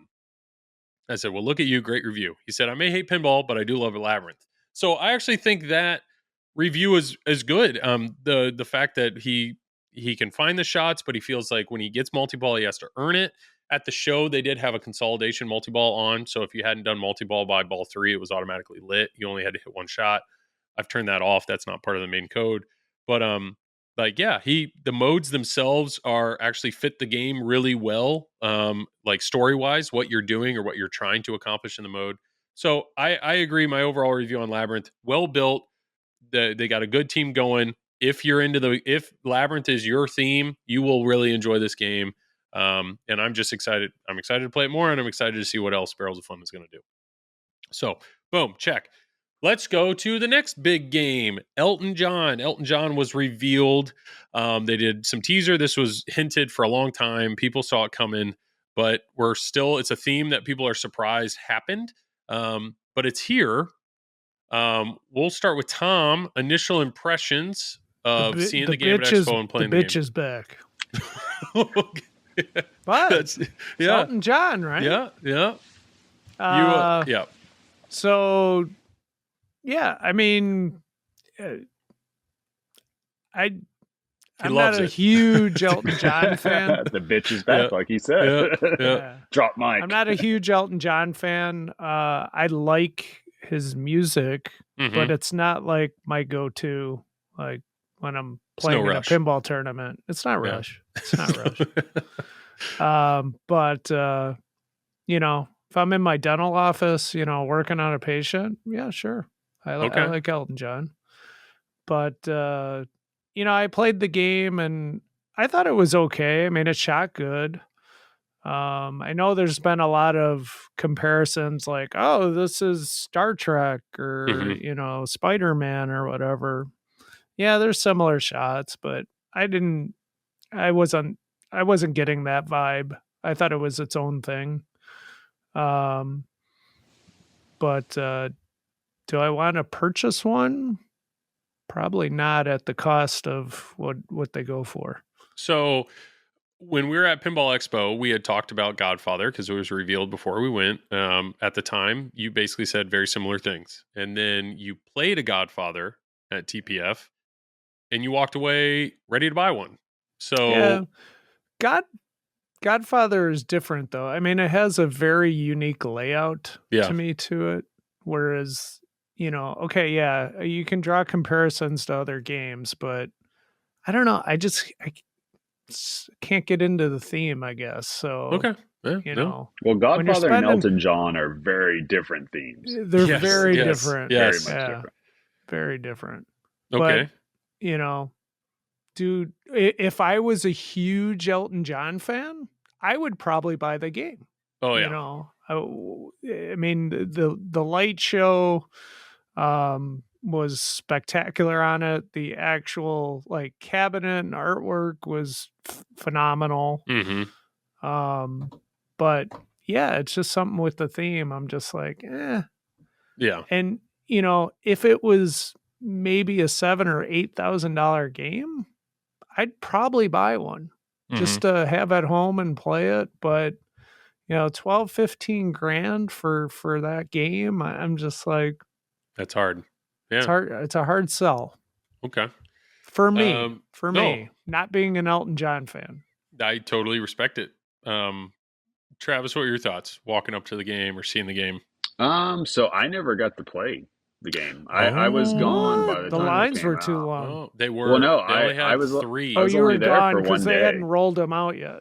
Right, right. So when I left, they brought it out. So all I've gotten to see is just the trailer. So I'll just say there's a lot of shoes and there's guys floating. I like the trailer, but I it's think over the top, but it's great. It was super over the top, but that's what Elton John is when you see him on stage and everything. So I was fine thematically with everything. I thought it was just the right amount of corny, goofy, fantastical elements, I guess, with it. I mean, one thing I'll say about JJP, they do not skimp on trailers at all. I always look forward. If I was still doing my reaction to those, I have the same reactions even if the camera's not on. I was laughing. I was like, what is going on right now? This dude's floating. This is awesome. Oh my God, there's lights there. Yeah. I mean, so that's my basic impressions of it. I haven't really got a chance to just look at the playfield and see how the shots are. So I can't make any comment on that at all. I just know the theme, once again, similar to Labyrinth, I don't care about the theme at all. I know some Elton John songs, but I only listen to it when it happens to show up on the radio and I don't have any control over it at all. But other than that, I don't really listen to his music. But, I think as long as they are, it's clear that Jersey Jack is trying to really diversify their themes dramatically. I mean, we're going from, Toy Story 4 to Godfather to Elton John. Yeah. So I'm expecting Scarface or Heat to come out or something like that soon. We're just going to zip around everywhere. But yeah, I think I'm excited that there's still music pins that are coming out that aren't necessarily like the old classic rock per se. I mean, Elton John obviously goes a little bit everywhere with his music and everything. Yeah, piano and stuff like that. So I'm happy to see something that's a little bit different, though. Even if I'm not a fan of the theme, I am glad that there's at least something slightly different in that way. So I'm curious to see how the pinball industry responds to that, how people respond to it when they finally get the game. My only worry for it is like Tom alluded to earlier, just said outright, it's just the price points of it.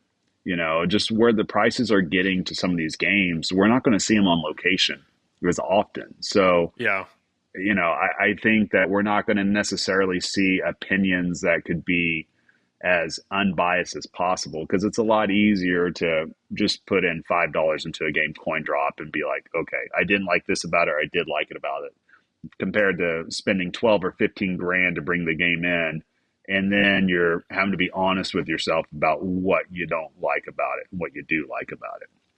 Yeah. You know what I mean? Your opinion's always going to try to go towards the positive as much as possible. But I think that I would say, just like Tom did, that if it was a theme I was into, I wouldn't mind what this is in terms of knowing that Steve Ritchie's behind it and the shots are going to flow a little bit in terms of, I guess, the lights overall and everything. But it's got really cool toys. I mean, the Elton John piano, with his hands moving, and I mean that is really, that's really neat.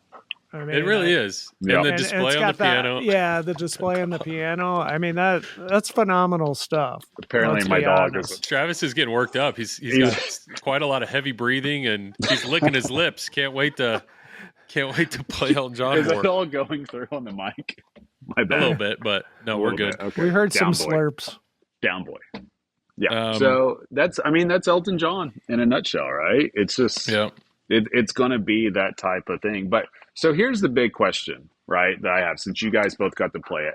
How does a Steve Ritchie designed game play with Jersey Jack mechs on it? Because that was the biggest deal that we were all kind of worried about. Everybody was focused in on, because we all know how Jersey Jack flippers feel. Well, they've changed them. They changed the mechs. At least what I've heard is apparently the power. These are stronger powered flippers than their previous game. I've heard this. I don't know if this is confirmed. I heard the same thing with Godfather. Well, I feel like all the mechs in the earlier games were the same, like physical powered mechs, but they were tweaking code and tweaking settings to make it shoot better. But apparently in this game, they're saying they went from like 40-watt coils to 50-watt coils or whatever. It's something. I don't know. I'm not an electrical engineer, but apparently, I mean, the game, I thought the flippers felt really good. I thought felt really good. So it felt fine. My initial impression of the game, I was fortunate that there was, the day before they wheeled them out on floor, they had a distributor. Travis is getting attacked by the dog. They had a distributor meeting, and they kind of had their own separate little room to reveal the games. Right. Somehow, I got invited to that meeting. So it was me and Josh from Loser Kid. Travis isn't going to make it through this. I'm listening. Yeah. The dog. Me, Josh from Loser Kid, and it was Colin from the Kineticist, and then Will from This Week in Pinball. We were invited to this little room unveiling kind of thing. So Josh and I went, and we kind of we had time to play it in a better controlled environment than the showroom. My initial impression, the game's loud. Like visually, it looks incredible. Elton John was loud, is loud. I think thematically they nailed it. If you're an Elton John fan, they nailed it. Absolutely. My initial impression of the shots were it shot really well. I mean, Steve Ritchie is the king of flow, right? They're calling it the piano ramp, but it's the freaking what is it? The warp ramp on Star Trek. Like everything feels familiar. Everything feels good. There is a rocket shot. It's the far right. It's almost like the catapult in Medieval Madness, but it's on the far right. And the way it loops the ball around is a very unique path. Very good light show. So just initial impressions were really good. The CE model has this topper with 2 displays and then this laser projector on the ceiling. Really cool atmospheric stuff, plus the expression light, not the expression, the hot rails on the bottom of the game and the back of the game. I mean, it's a lot of money, but what you're getting is an experience. There's if you want no an doubt Elton there. John pin, this is a great pin. So rules. I actually talked to Eric Minier was there, and he kind of walked me through some of the rules. And then Bill Grupp is the lead rule guy on the game. I'm just telling you, people's complaints with JJP games are that it's multi-ball city, right? Or you fall into multi-balls and you don't know why. This is not that game. The Piano Man multi-ball, or like the Superstar multi-ball, one of the main multi-balls in the game, you have to spell Elton John.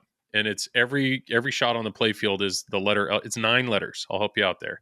It's not International Rescue, but it's 9 letters. There are ways to spot a letter, but it's work. You have to work to get that, and that's to light the lock on the piano ramp. Then you hit the warp ramp, and it'll lock the ball in the piano. Like, where do you get the letters at? If you said that, every shot of the game. So like left, so it's every shot. I think it's like the furthest left scoop is the E, and then the left orbit is the L, can't make a and shot, then T. You're screwed. Yeah, so you have to spell them all. It's spelling it out from left to right. Spelling it out. You don't have to do it in order. You get more points if you do it in order. You don't have to. Yeah, and I think can you Eric spot said a letter? Yes. So on the plunge, there's one of the options. If you plunge at the right time, it'll spot you a letter. Or if you spell star with the inlanes and outlanes. Why didn't you tell me that when I was playing? You didn't ask, but you know who did ask? Tanya Kleiss. Tanya Kleiss. So Tanya, when we were waiting in line, the two people in front of us, Tanya Kleiss, he's the lead programmer for the lead rules and programmer for Foo Fighter and Deadpool. And then he was standing with Mark. I don't know the guy's name, but it was the guy that did the rules for Bond 60th, all the coding for Bond 60th. So those two guys were there. So, oh, nice. So they played and they stepped over and Tanya was just standing there watching them play. So I just walked over. I was like, hey, Tanya, what'd you think? He's like, oh, it was good. I was like, do you know the rules at all? He said, no. I said, do you want to know the rules? He said, yes. Yeah. Joel, the fucking expert. This guy right here. So I explained it to him. I explained what's going on. And he was asking good questions. And My job's done here. Good night. Nailed it. So yes, that happened. It happened. So I explained rules to Eric Stone. I explained rules to Tanya. It's just who I am now. I love that Tom and I, and we're going to take credit for this. I love that we have been able finally through, what is this, our 44th episode? 44th episode, So it took us 43 episodes to mold Joel into just this little baby pinball player, this little Padawan. And now all of a sudden he's like out there like a peacock with his webs like everywhere. I now know feathers. If I'm playing in a tournament, that I just call Joel now. That's not the case. I know. When I would have been, if I'm playing somebody and I see Joel explaining the rules, I would have been like, they're screwed. But now all of a sudden, he's like giving advice to Stone. He's talking to Tanya. I've never played Force 2. I need to call Joel and find out. I got That's crazy. Next thing you know, Joel's going to be telling Raymond how to play Rush. He's probably giving Elwin some tips on how to code his next game. Raymond, did you know that if you do this in Led Zeppelin, there's airport modes? Do you know you know about the we've gone from airplane modes to you explaining rules to people at Expo? So that's actually is something. We're giving you shit about it. We're proud of you, Joel. But that does mean you're thinking of pinball on a higher level. And what happens when you think about it on a higher level? Are you having more fun today than you were 2 years ago? I'm loving it. It is more fun when you're playing a pinball game. It is more fun if you actually know what you're supposed to do or want to do. But Elton John, so yes, that's one of the main. So what's interesting about that is you spell Elton John, you lock the ball 3 times. That's how you get into that multi-ball. Apparently, though, the way the final wizard mode works in this game is you have to score. It's progressive and it carries over game to game to game. So you're trying to spell superstar with an exclamation point, 10 letters, and that means 10 super jackpots while you're in one of the superstar, the piano ball, multi-balls. So I can hear Carl D'Angelo cringing somewhere in California. Yeah. Theoretically, I don't know if I like that. You could spell Elton John, lock 2 balls, get into that multi-ball, and if you have a killer multi-ball where you get 10 super jackpots, you could have qualified the final wizard mode in the game. Or you're stepping up to the game, 9 letters are already there. You only need 1 super jackpot. You've qualified the final wizard mode of the game. Does that not? Okay, so that was happening at Expo, right? It did happen at Expo. There were people that got issues to it with the code. It did because I don't think it's in there yet. But my only view here is so Venom has the XP system where it allows you to finally see for a home collector. They're not going to, they won't get those 10 super jackpots in one game, but if they do it over time, they're like, sweet. Or if you're on location and you look at the letters, you're like, oh, this is only 1 away from, let me step up and see if I can grind it out to get to that. I can see some of the advantages, but for the people like Carl D'Angelo that can blow up a game and probably score 3 trillion points in one shot, he doesn't want that. So, I don't know.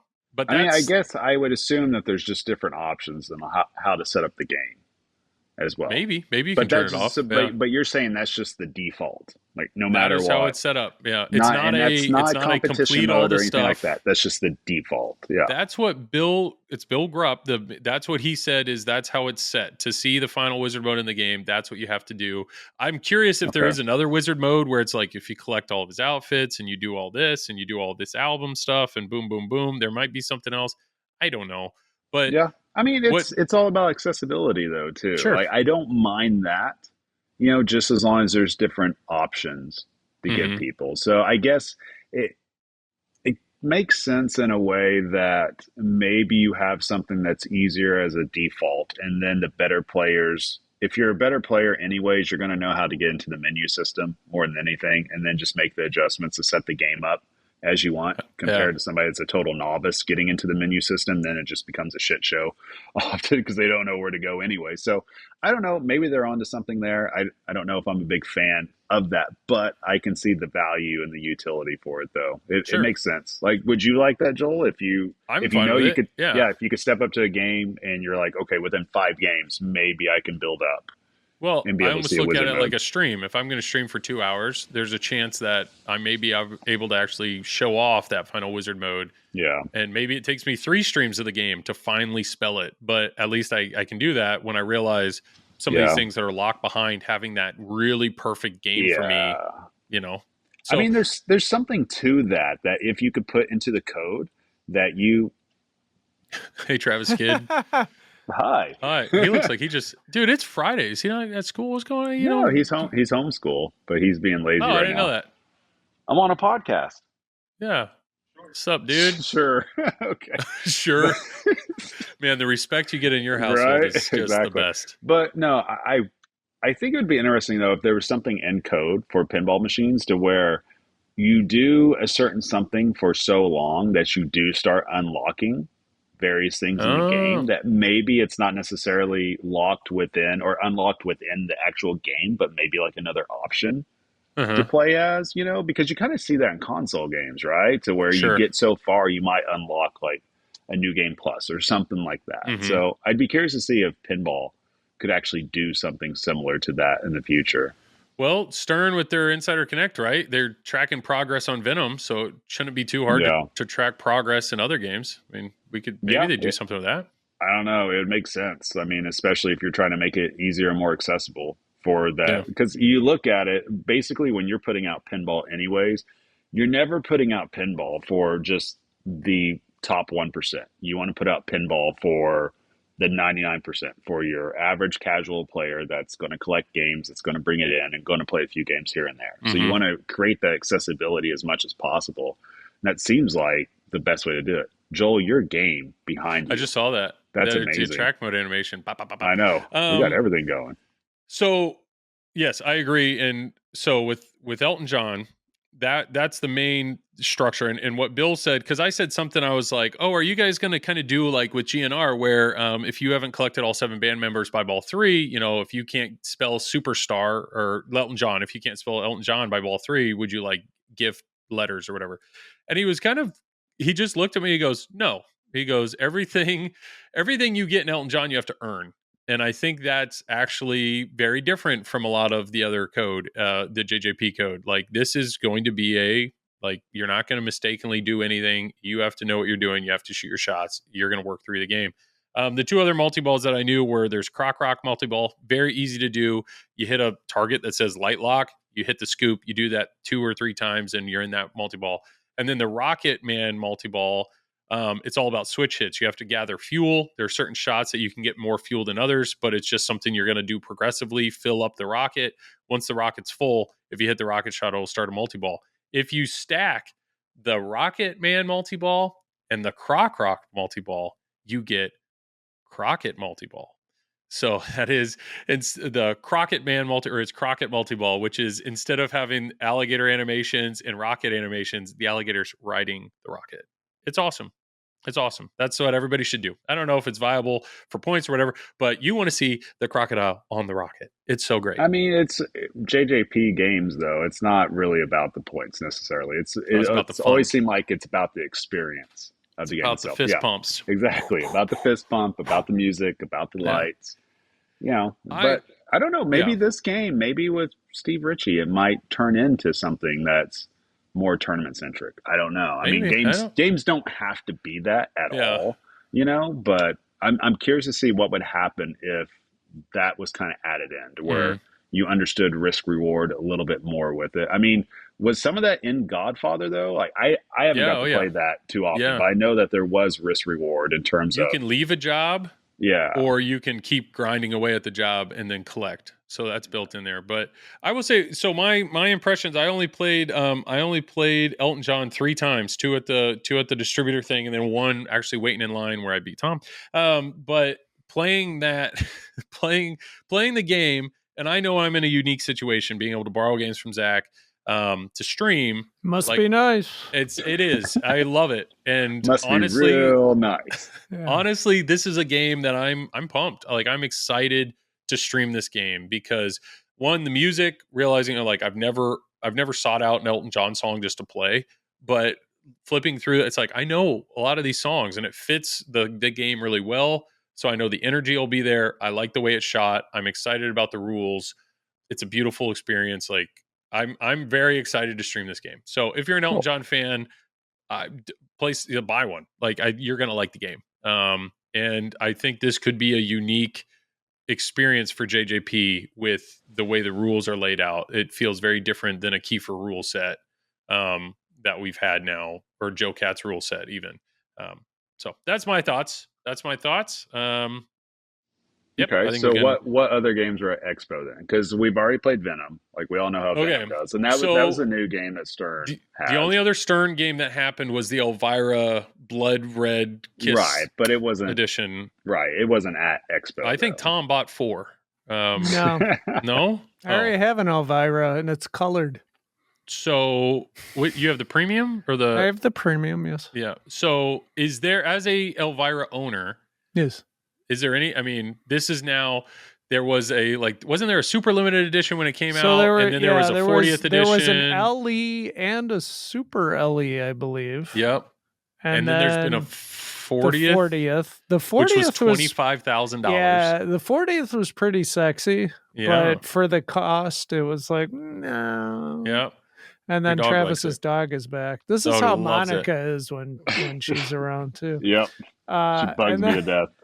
She just breathes on now him. we have the Blood Red edition, where it's just all red. The Blood Red edition, I saw it in person. They had one sitting out at the Stern factory tour. The game looks incredible. Like, it looks beautiful, and it would absolutely stand out in your game room because it is black and white with that shiny red. Sure. So I don't know. I don't know how I feel for the people that forked over $25,000 for what they thought was the top end model. This thing now looks really, really cool, and you can get it for $13,000. That would be hard. That would be hard to kind of deal with. Do I blame distributors? No, they're just selling games. Do I blame Stern? You know, if you have the license and it's a chance to make money, I don't blame them for making money. But at the same time, it could piss off people. There's no denying that. Beautiful looking game. There's no could. It is pissing off people. I will tell you, as somebody that works for a distributor / dealer, it absolutely is. But yes, it is. Yeah. But that's going to happen. You know, if you put out a product that you already have an anniversary edition. So we all saw the reaction to Jurassic Park, right? 30th. Yeah. And that was an anniversary edition. So when they came out with the 40th anniversary edition, people had the same reaction back then too. It's just people forget that because it's already happened a few years ago. And different editions have come out though for the past decade of various games, whether you're dealing with like a Lucy AC/DC edition, whether you're dealing with a Catwoman edition for the Batman 66, you had those little trading cards with the signatures on it for there.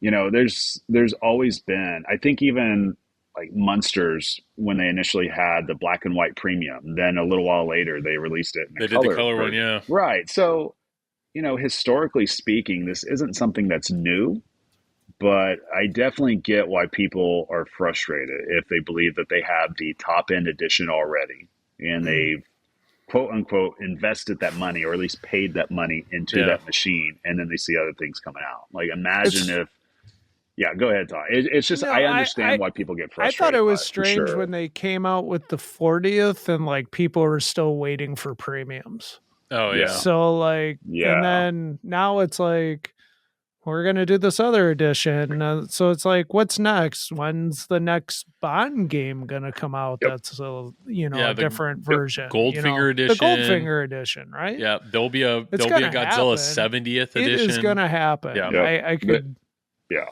I mean, it's clear that's the strategy, is to dip back into the same pond again and use a theme that you still have the rights to, and use it any way that you can to try to generate more revenue. But at the same time, you do have to be careful of doing that you don't alienate your current base. And it's not just your base that's buying one-off games. When you look at LE collectors, it's the vast majority of them keep buying. You get one person here and there that will try to find one because they're just the ultimate fan of a certain theme. Like we saw that with Rush. We've seen that with other games as well. But by and large, somebody that's willing to spend the money for a limited edition pin is not going to be just a one-off customer. There's a lot of long-term value for that potential customer to various companies. And if you upset them, that's not a good thing. Now, your industry has to be large enough to be able to replace them. Mm-hmm. The problem that we're seeing with pinball right now, the past 3 years, it did grow tremendously, and you could replace them. But we're currently at that ceiling that we're kind of seeing at this point. We've reached the apex of that growth. We know that these LEs are going to have 500 to 1,000 each. So, at some point, you can only have so many out there in circulation to where you're presenting it in front of the same customer base that's willing to buy those games. So I think it's one of those things where I hope everybody kind of treads lightly with that, because you have a lot of fans of certain themes. You have fans that are loyal to a brand, but if you do something to damage that loyalty, like you have to be careful about that. So my question is, Tom's a Rush super fan, right? Clear. Rush super fan. He was going to buy the highest model he could buy for Rush, even if it had one pop-upper. He's shaking his head. He knows. He's ready. I'm assuming there are people out there that are Elvira super fans. They probably have, a Rush, or no, they probably have a HEP restored, Scared Stiff, HEP restored Elvira and the Party Monsters. So my question is, what does that buyer own? Did they go with the Super LE? And then it's like, oh crap, the 40th edition. Should I trade that in and buy the 40th? Or now the Blood Red edition is like, crap, should I trade in my 40th and get the, those guys, and I know are girls, those people are the rare, it's this very small group, obviously, that are probably having these internal struggles.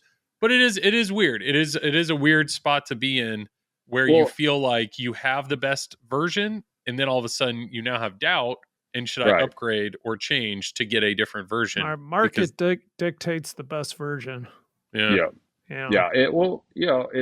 Tom, how would you feel though if there was a Rush Super LE that comes out within 2 years from now? How would you personally feel about that as somebody that has the Rush LE? I probably wouldn't be happy. Okay. I would just be like, why are they putting this out now? And then there's a decision like, okay, I'm pretty happy with what I have. Do I upgrade? But do I really need to upgrade? Because it's probably just going to be some, change in artwork and some powder coating. I wonder if there will be buyers that instead of buying the LE when a game's revealed, they buy the premium. And then if they love the game, they tell their distributor, put me on the list for whatever the next model, next limited edition is of this game. It's possible, but what Tom just said there is something that if you look at any positives out of doing this type of strategy, the potential positive of that is you already have a built-in audience base or a built-in consumer base for that particular product, for the people that want to keep buying upwards and keep escalating what they're going to get. But you got to be careful of that too, because just like we talked about, you're going to have the same buyers that are just going to be pissed that they don't want to go any higher, that they thought that they already had the highest one. And, somebody like me, I can tell you personally that I wouldn't really care that much if a super version of whatever game, like Avengers, comes out, right? I would probably just stick with what I have and just be like, okay, they're two separate things. It just is what it is. But like I said, opinions are going to be all over the place here on that. Yeah. But you don't want the opinions to go negative. You don't want people to say, well, if there's a chance that my limited edition pin won't be the top tier version a few years from now, why do I want to pay this amount of money for it now? Yeah. Right. You might as well wait. If you're going to do that, you might as well buy a premium and then just wait and see, and then buy a used LE. Later. Yeah. Yep. I mean, and that's a good point. You run the risk of that happening. And I can promise you I can promise you, because I've heard from these people directly, that is going to happen and will happen. That's a dangerous spot to be in, because you have to replace those consumers up front, because the LEs are still going to go out, right? At the very beginning of a cornerstone, it's still going to go out. Question is many going to be adopted? It's just like we saw with Venom. Not all the LEs got sold. Well, It and at it's least not sold like through. So it's not like pinball is this mainstream thing. Let's be honest, right? Yep. And so it's an odd thing, because it is big in terms of the amount of people that know about it, that want to buy it, but it's not big in the sense of people that trying to bring people in to become aware of it, because it's awfully difficult to go to an arcade and just play a couple of games and be like, yeah, I'm willing to spend $10,000 for one at home. You know what I mean? Your average family's not going to do that in all reality. There's got to be something else that hits them to want to do that. It's always a process. For the vast majority of people out there that buy pinball, it is a process that lasts well over a year to go from discovery to thinking about buying to becoming a high intent person to actually purchase a machine.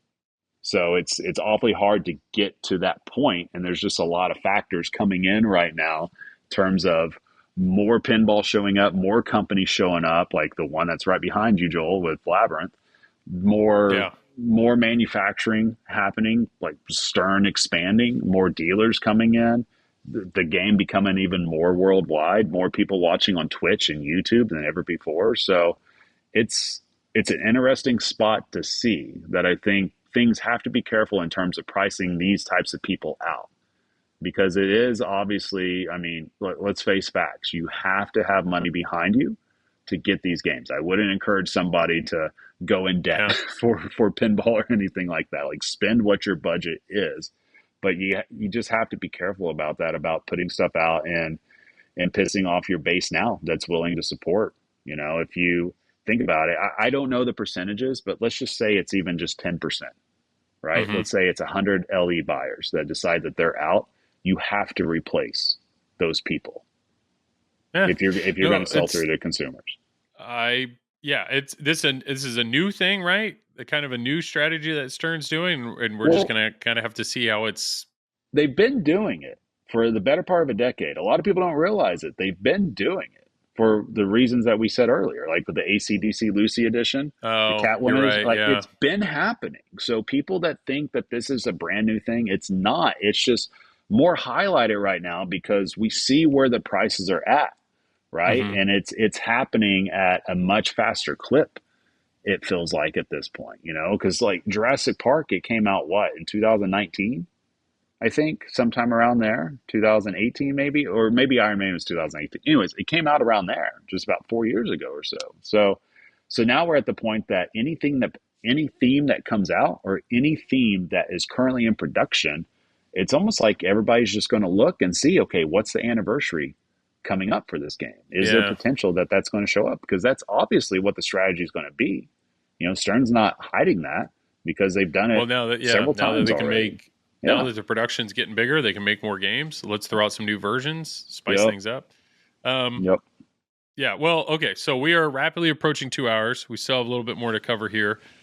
So let's rapid fire these things. I don't know. So American Pinball was there. Galactic Tank Force was pretty much all they brought. There was a ton of them.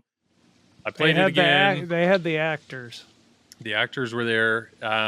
I played it again. I didn't have the issues with the tank that we had at Texas Pinball Festival, where the ball was hopping or anything like that. But I was still having issues with the left ramp. On one of the games, you could hit the left ramp all day long. The other games, it wouldn't even make it up there. So there's one ramp in the game, and if you can't hit the ramp to light locks, to do certain things, I don't know. I know there are some GTF owners out there that love this game, and if I'm still, my view is, if I stream it, maybe I'd love it. But I just, unfortunately, my initial impressions of playing it a handful of times now have not been positive. The game looks great. I like the theme. I think it's a fun, kooky game. But the layout really isn't drawing me in. And when you have, mechanical issues where you can't really progress through the game, it's unfortunate. So I I don't know, thoughts. Any other? You go to that? I mean, it's GTF. I Okay. didn't go over there to play it. I had very little time in the hall, so Yeah, you were crushing that stream. I did go to the custom area though. Did you guys go to the custom homebrew area? Yeah, there was some cool That was homebrews. fun. Yeah. I played the 8-Ball Beyond. I thought that was really neat. That one had a line. I wish I would have played it because I didn't realize it. Yeah, people loved it. People loved it. Yeah, there was a battle station. It was like a head-to-head thing, which was really a lot of fun to play. I don't know how well that would necessarily sell, but it was really fun. Like a head-to-head, you're standing across from each other, shooting against each other game. That could become something really cool. But if the cost was right, it was with that game for sure. That was a lot of fun. I got to play Monica, just absolutely annihilated her. I felt great about that. That a boy. Poor Monica. That was fun. Over in that section, and we can keep this short, was Pinball Adventures. They had a Punny Factory and they had an Elements. I played one game on Elements. The glass was off the entire game. The entire day when I looked over, the glass was off. Not the guy was working on it. No, he was having people play it with the glass off. So clearly, I think the game was in a state where it was just easier to have the glass off so that he could do X, Y, or Z. Starting the game, you go to hit the start button, and you're hitting the start button, the place where the start button is, and there's a button there, but that's not how you start the game. You have to start the game by hitting the action button. So, I mean, it was just like, that was literally the initial impression. Like, how do we even start this thing? It was interesting that it was over in the homebrew section, because I think you could have wheeled the game over and put it in the homebrew lineup and it would have fit. And that's not an insult to the homebrew. That's where it was at. It does not feel like a production game. It feels like this is the beginning of what could become a game. It has a long way to go. Elements, yeah. Elements. I did not play Punny Factory. I had enough with Elements. I just, there was an upper play field, and honestly, I shot it. The ball shot up and it fell off. So I just grabbed the ball and I set it back up on the upper play field because I wanted to see what the shots were up there. Right. And I don't know. I'm not here to just bash, but it was really disappointing. It was really disappointing. Did you get to play that game, Tom? Elements? I did not. Oh, you missed out. Oh, talk about there was a from ramp. The sounds of it, yeah. And there's a right wire, it's a metal kind of habit trail. Yep. And you would normally expect that habit trail to feed the inlane, but instead the habit trail takes a hard turn to the left, like a 90-degree turn, and it spits the ball out into the middle of the play field. Yep, across the play field horizontally. Across the play field. I think the goal is to hit a target. I believe it was not doing that. No. It was just dunking the ball to the left out lane, and you were just done. Nice. That was it. So you hit the right ramp. That's pinball. Right ramp to left out lane. That's pinball. That's pinball. Yeah. So it was no such thing as house balls, Travis. It could have been saved. We tried it. So I played the game, I think, twice just to give it a whirl. And I would highly recommend that they go back to the drawing board in terms of design overall. I mean, it's cool that people are trying to produce pinball, but I don't understand, it'd be like Stern or Jersey Jack or another company just bringing a whitewood in unfinished stage and being like, hey, what do you guys think of this? Yeah. It just doesn't make a lot of sense to bring it to a show and have the glass off and it be a disaster. It was just almost like they were wanting to get real world testing, right? But they weren't really advertising. Did they have a sign no, that's what I mean. They weren't advertising at it. So if you're just an extreme casual, you would have no idea what's going on. All of us that are firmly into the pinball culture, we understood what was happening there. But at the same time, it's if we were going to give honest feedback about it, the honest feedback I would give is that you need to go back to the design phase. Start over? The design's not going to work. I mean, it had a left orbit that was so impossible to hit, it would make even Josh Sharp blush. It had a rubber that was just so fat that I told everybody around me, I'll give you guys $10 if you can hit that shot. Because it was almost like you're playing a carnival game. It was so like tight, and somebody finally did. I think Monica did, out of all people. But did you give her $10? Out of all hell people. no, hell no, I didn't give her $10. But yeah, it was. Yeah, we were probably legitimately like 1 for 20 something, 1 for like it was a lot. I never hit it once, and it was just, and I was aiming for it consistently, and it was the way that they had the design. With, I guess there was some other left shot that kind of like did a little half candy cane, real quick turnaround, and would just come back out. I'm not really sure what was going on there. And then, the upper play field with the horseshoe below, it's kind of like Swords of Fury in a way. They just combined everything up together. And then, the right ramp return, though, I'll be honest, that was the worst return I've ever seen. It was insane on any machine. Yeah, it was almost like, and I told you guys this, that if somebody came out with the camera crew and said, you're being punked right now, I would believe them. I'd be like, okay, yeah, this makes so much sense, because it just fed the left out lane and just dunked it, and there was no kickback, there was no adjustments, no nothing. That's the problem. It was frustrating. First impressions are pretty much everything, and you go and even if you play a production game and the ball's getting stuck, and that's not a good thing in pinball. I mentioned to you when I walked up to Labyrinth, my initial thing was how did it feel, right? How did it feel? And you walk up to that and it felt like it was going to fall apart. Like they brag about on their website, they're using this Canadian birch or something, super high-end wood. Like it's just the cabinet didn't feel good. You look at it, it's just like the overall, the build quality just was not great. The flipper, everything that I said felt good on Labyrinth was the opposite with this. Like I will say, I did play Punny Factory, and I will say the flippers there felt a lot better. Okay. They were strong. I'm not really going to comment on the game too much, other than I played it once, and that was good enough for me. It's just not something I'm interested in playing anymore.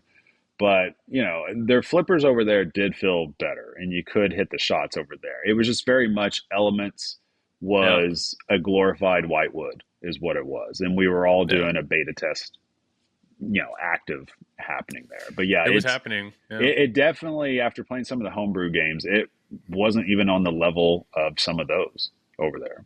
It just wasn't, just to be honest. And so hopefully they can take the feedback that they got. They can course adjust, or whatever you call it. They can do something a little bit better, and they can, get something decent out of it, I guess, if they're going to keep putting pinball out there. It's just, it's tough overall. But if you're going to, so here's the hardest part, guys. If you're going to put out pinball and you can't manufacture like at a massive scale, and you're not going to make thousands of them, your game has to be extremely accessible. And we keep saying that, over and over again at this. It has to be. The shots have to be doable for people. It has to make sense for people, because if your game is a brick fest, you're done. It's just not. The game has to be designed for the casual. There's nothing. You can't. If the shots aren't going to draw you in, and it's unthemed, there's no theme drawing you in. There's nothing about that game that's pulling you in to play another game. And but that's probably more than enough time that we probably said. That's just where that company's at. Joel's saying, let's move on. Well, I'm just. And Zach, in the please send the game to Joel. Make Joel stream it. So I'm going to rapid fire here through a list, because there's really one more game I want to talk about in detail. But it's other stuff for there. CGC, there was a bunch of Cactus Canyons. Pulp Fiction is still great. Had good lines there. Pinball Brothers was there with Alien. There's the new Ripley code. I've seen her. She is in the code. That was there. Dutch Pinball was there with Big Lebowski. Big Lebowski is still a very cool game. That's Big Lebowski, played very, very well.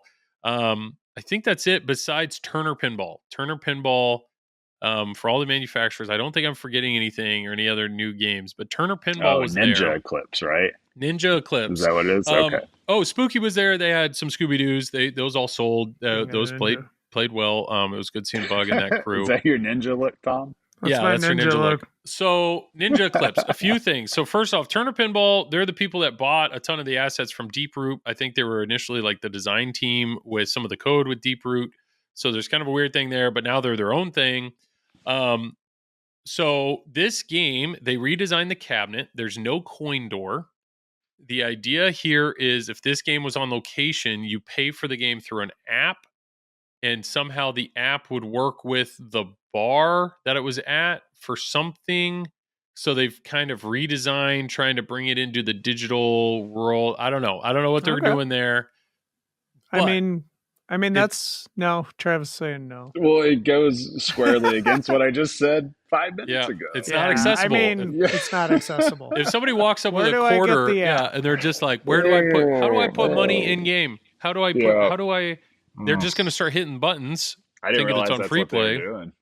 Yeah. So, because I didn't go over there, I had no idea. The game is, the depth of the cabinet is a lot shorter. There's no coin door. So the depth of the game is a lot shorter. So the legs look long, the depth of the game looks shorter. And because the way they built the game feels way lighter. I went to nudge and I threw the game across the room. I mean, it moved. So, you think you're used to whatever. You're thinking like, oh, I'm going to move this half inch, maybe an inch. This thing moved literally a foot. And it felt like a zizzle. It felt like, okay, this is a higher up version of a zizzle, or this is. So I'm thinking if this is in the $5,000 range, they may have a market here or $4 or $5. And I was playing with Zach, and Zach laughs. He's like, "This is a $10,000 game. This game costs as much as a Stern Premium." What? Yeah. So 10,000? That alone, yeah. It's just nope.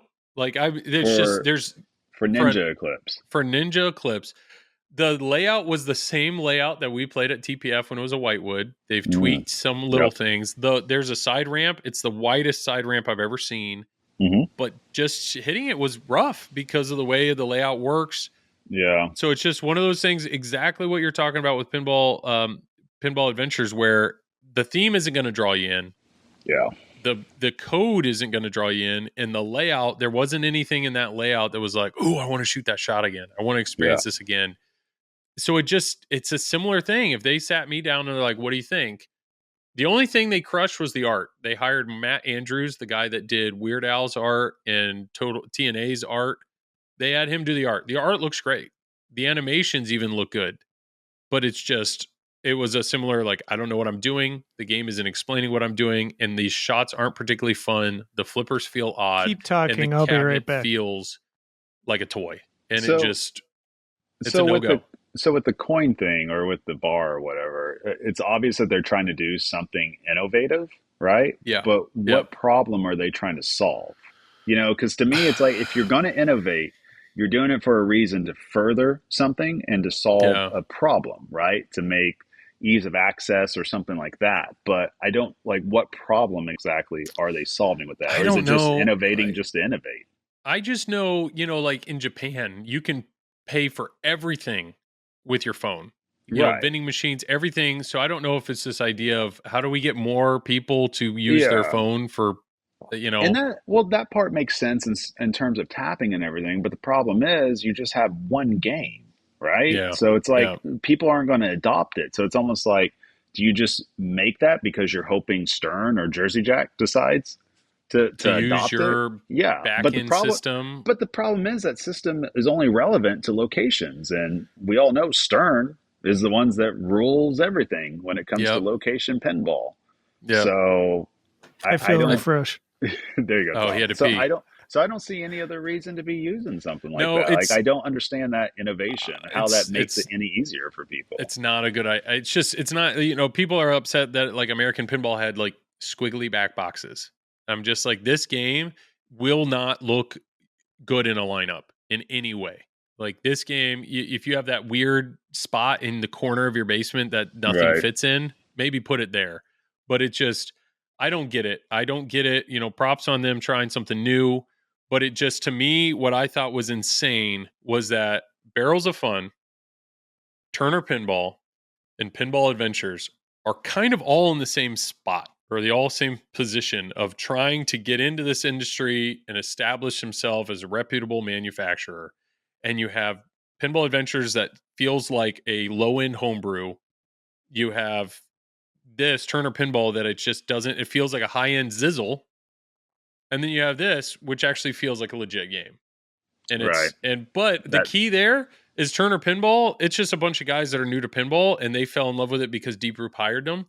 I don't know what's going on with Pinball Adventures, but Barrels of Fun, that's a team of people that have been working in pinball that all left their other positions, all left previously what they were doing, came together and decided to start their own thing.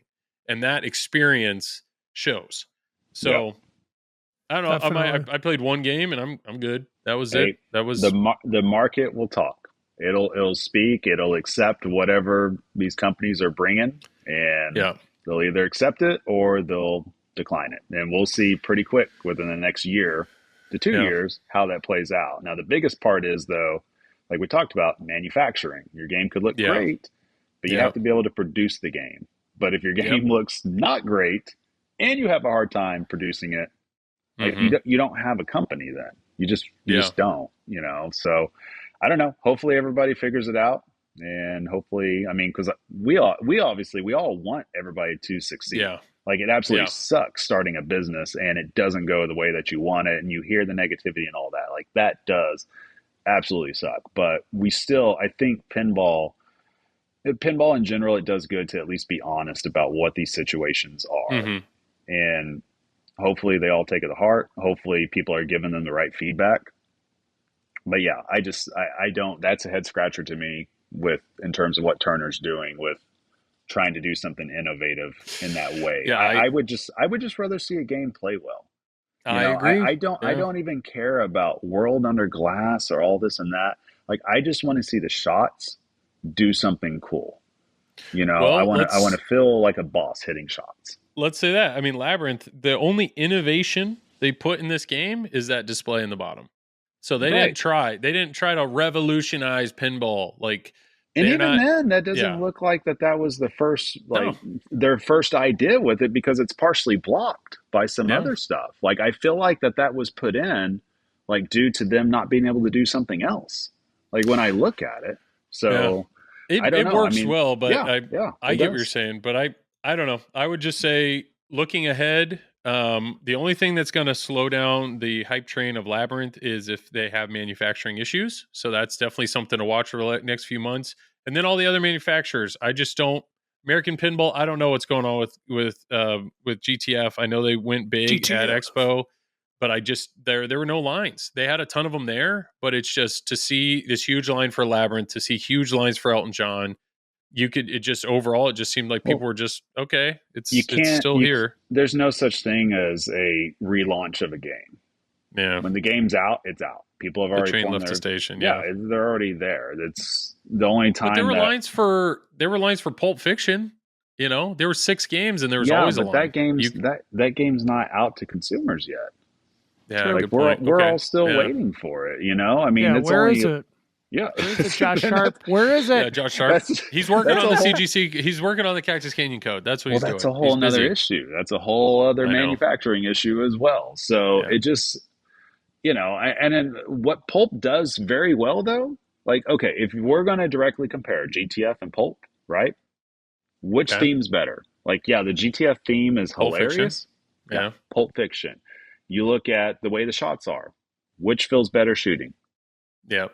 You know what I mean? When you look at what draws you in without having to really do anything that's super innovative, like what just draws you in, it's going to be Pulp Fiction. I think what Pulp does really well, and what I'm a big fan of pinball in general, is when it can take assets directly related to the theme in terms of call outs, to where you don't have to have a voice actor come in from the show or from the movie to do any type of custom pinball call outs, to where you pull call outs directly from the source and you're able to apply it to a particular shot or to a particular scenario, because everybody that loves the theme, you already recognize that. You already have an emotional investment in that scene, in that saying, in that dialogue, in that actor. So if you can do something like that, I think that's a winning combination when it comes to really creating just an atmosphere for somebody to enjoy with the pinball machine. I agree. No, there's some good stuff there, and that's what I'm saying. Looking at the horizon here between now and the end of the year, it'll be with Stern. It'll be at the end of the year. I'm assuming the next game will be announced probably December, into December, early January. That's kind of their thing. So we're going to kind of be waiting there. American Pinball, I don't know if anything's going to happen there. Elton John, I don't think they're on the line yet. So it's probably going to be November. I mean, we're almost done with October. So maybe late November before those start getting out. Labyrinths, hopefully these are trickling out. Spooky, I think they're nearing the end of Scooby-Doo production. So I would assume sometime soon their next game will be discussed. So yeah, there's a lot of good stuff that just happened, that was just announced. It was a fun expo, a lot of fun things to play, and more to come is really all I can say there. The last thing we do need to discuss is the tournament. The tournament that was at Expo. Tom, you streamed it. You streamed the whole thing. What was it? Who won that? Did Escher win that too? Yeah, we kind of touched on that before, but yeah, Escher so he won the tournament and the Stern Pro. So Escher had a great week, is what. Escher won 2 new in-box games in like 5 days. plus some money. Plus a lot of money. He's doing well. And a belt. He got a belt too. And he got a big old belt. Yeah. Title belt. And he let Travis and I take a picture with him holding his check. So. From the anything else you want to say about the stream? Anything? Well, you did it all from a hotspot, so congrats on that. Thanks. We were worried about that. For the most part, Yep. For the most part, it worked. It did have some hiccups, but I was surprised at how well it worked, honestly. And we'll see what happens next year. Sure. Well, it was fun. It was fun to watch, and it was fun to. I loved it. I loved commentating.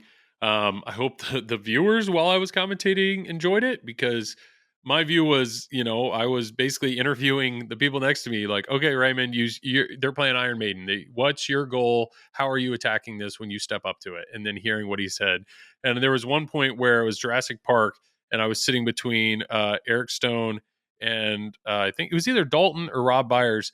But I said the same thing. Okay, what are you guys doing? And whoever was Dalton or Rob Byers said, it was Rob. I'm getting into my mode. I'm getting through that. That way I can lock out, immediately get into control room and try to work on that. And Eric's like, no, like that's not, he goes, on this game, you go Raptor pin the whole time. That Raptor multi-ball, the points that you can get in that are just silly. And like hearing them discuss their mentality and then watching the person, what they're doing, it was really neat. It was really a lot of fun. So I really enjoyed it. You know what's funny about that? I think it was the last game was on Jurassic Park, and Escher was down quite a bit to Dalton, and Escher literally went to the Raptor pin the entire time. And I was just like, wow. And I wasn't in the booth at the time, so I was kind of in and out. And I was talking to Josh Sharp and Adam Lefkoff, and Josh is like, he's on his 3rd Raptor, and I was like, what? Oh wow! Like, I didn't even know you could do that.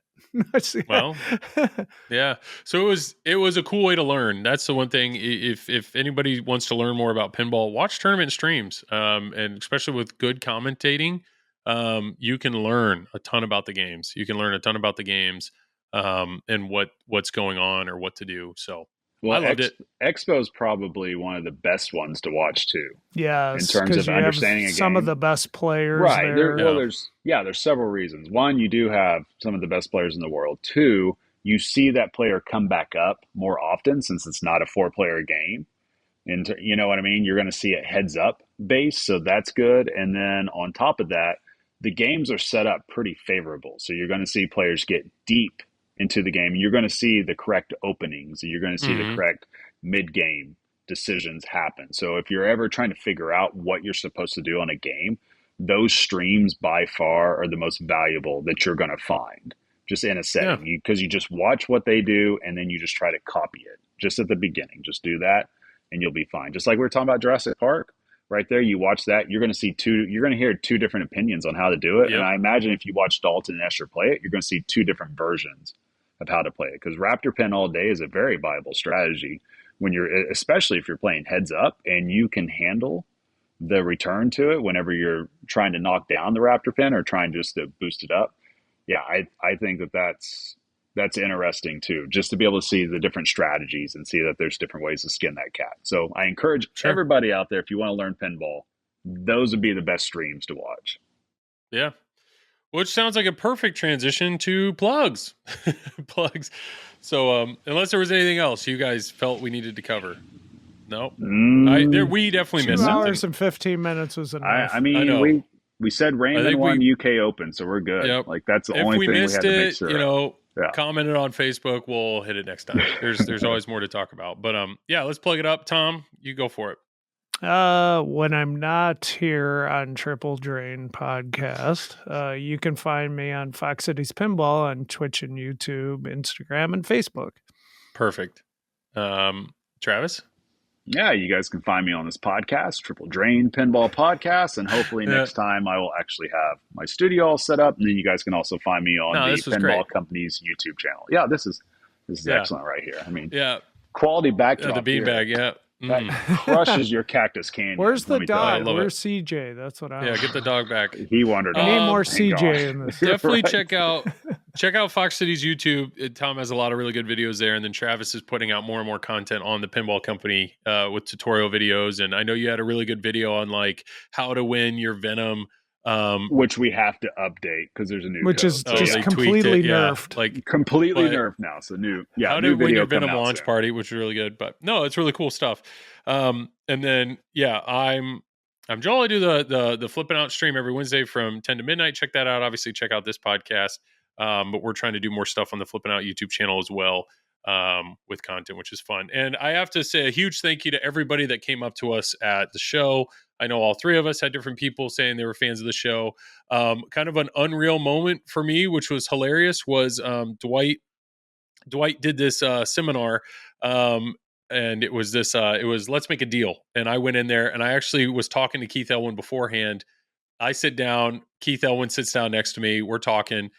This guy walks up, and he looks at both of us and he goes, I just want to say I'm a huge fan of both of what you guys do. I love your content. Keith, Jurassic Park is a forever pin for me. Thank you. Thanks for what you guys do. And like walked away. And I'm like, how in the world did I just get involved in that? You know, like you can absolutely in that situation skip over me and go to Keith and thank him for what he's done. So it's just stuff like that, which is really neat. I'm glad that the content that we're making is enjoyed and appreciated. It's nowhere near on the level of designing one of the best pinball machines ever made, like Keith Elwin, but I'm happy. I'm happy that people like it. So thank you for everybody that you hear that, listeners? Boost Joel's ego every chance you get. No, I just feel like that was a situation where you can ignore me entirely. Like that is totally. What you're trying to say is it is very humbling when people. It's incredibly come up to us. humbling, and we definitely appreciate it, and we're all willing to talk pinball with everybody here. We don't take anybody out there for granted at all. Yeah. Or people like families, like, I talked to, there was a woman there that was wearing a Triple Drain shirt, and, she's like, I love the podcast. You're my favorite podcast. My son watches your streams, and it's just like, it's crazy. It's crazy what that is. And my brother came on the Saturday, and this was his first like pinball experience outside of my basement pretty much. And he loved it. I mean, everybody was kind to him and wanted, the fact that he could have these conversations with fans or with people in the industry. Like he really walked away with a big old smile on his face, which was really neat. So thank you for everybody that it made a really fun experience, a really fun pinball experience. You did just remind me, Joel, and hopefully they're still listening out here. I didn't catch their name, but I was wearing my Elgato No Signal hoodie. Yeah, hoodie, right? Yeah. Somebody overheard me talking and they said, you sound just like that guy from that podcast. And I'm like, do I? Yeah, that's cool. Well, yeah, I didn't even say like you didn't say you were. So if you're listening, that's great because they never watch the YouTube at all. That's awesome. That's awesome. Well, to that guy, he tricked you. You were talking to him. Yeah. It was me the whole time. It was me the whole time. Yeah. Travis is a douche. That's what he should have said. He's like, man, I really like that Tom guy. I just wish Travis would shut up a little bit. He probably said something good about you, Joel. And I was just like, okay. Yeah. we're done with this interaction. We're done now. with that. No, that's cool. Well, I think that's that. Episode 44. We can check that box. We've been checking boxes left and right. But hey, obviously, leave a comment if you're watching the YouTube video if we missed anything, or hit us up on Facebook. Even if you just want to leave an emote in the comments, that's fair. Yeah. Yeah, just put "that's fair" in the put "that's fair." section. Put a dog emote, because CJ's probably the best thing that's ever been on camera on this stream. Hey, but my camera stayed up this whole your camera time. You did it. You did it. So for Chad W out there that said, take a shot every time the camera goes off. All of our listeners are sober right now. That works.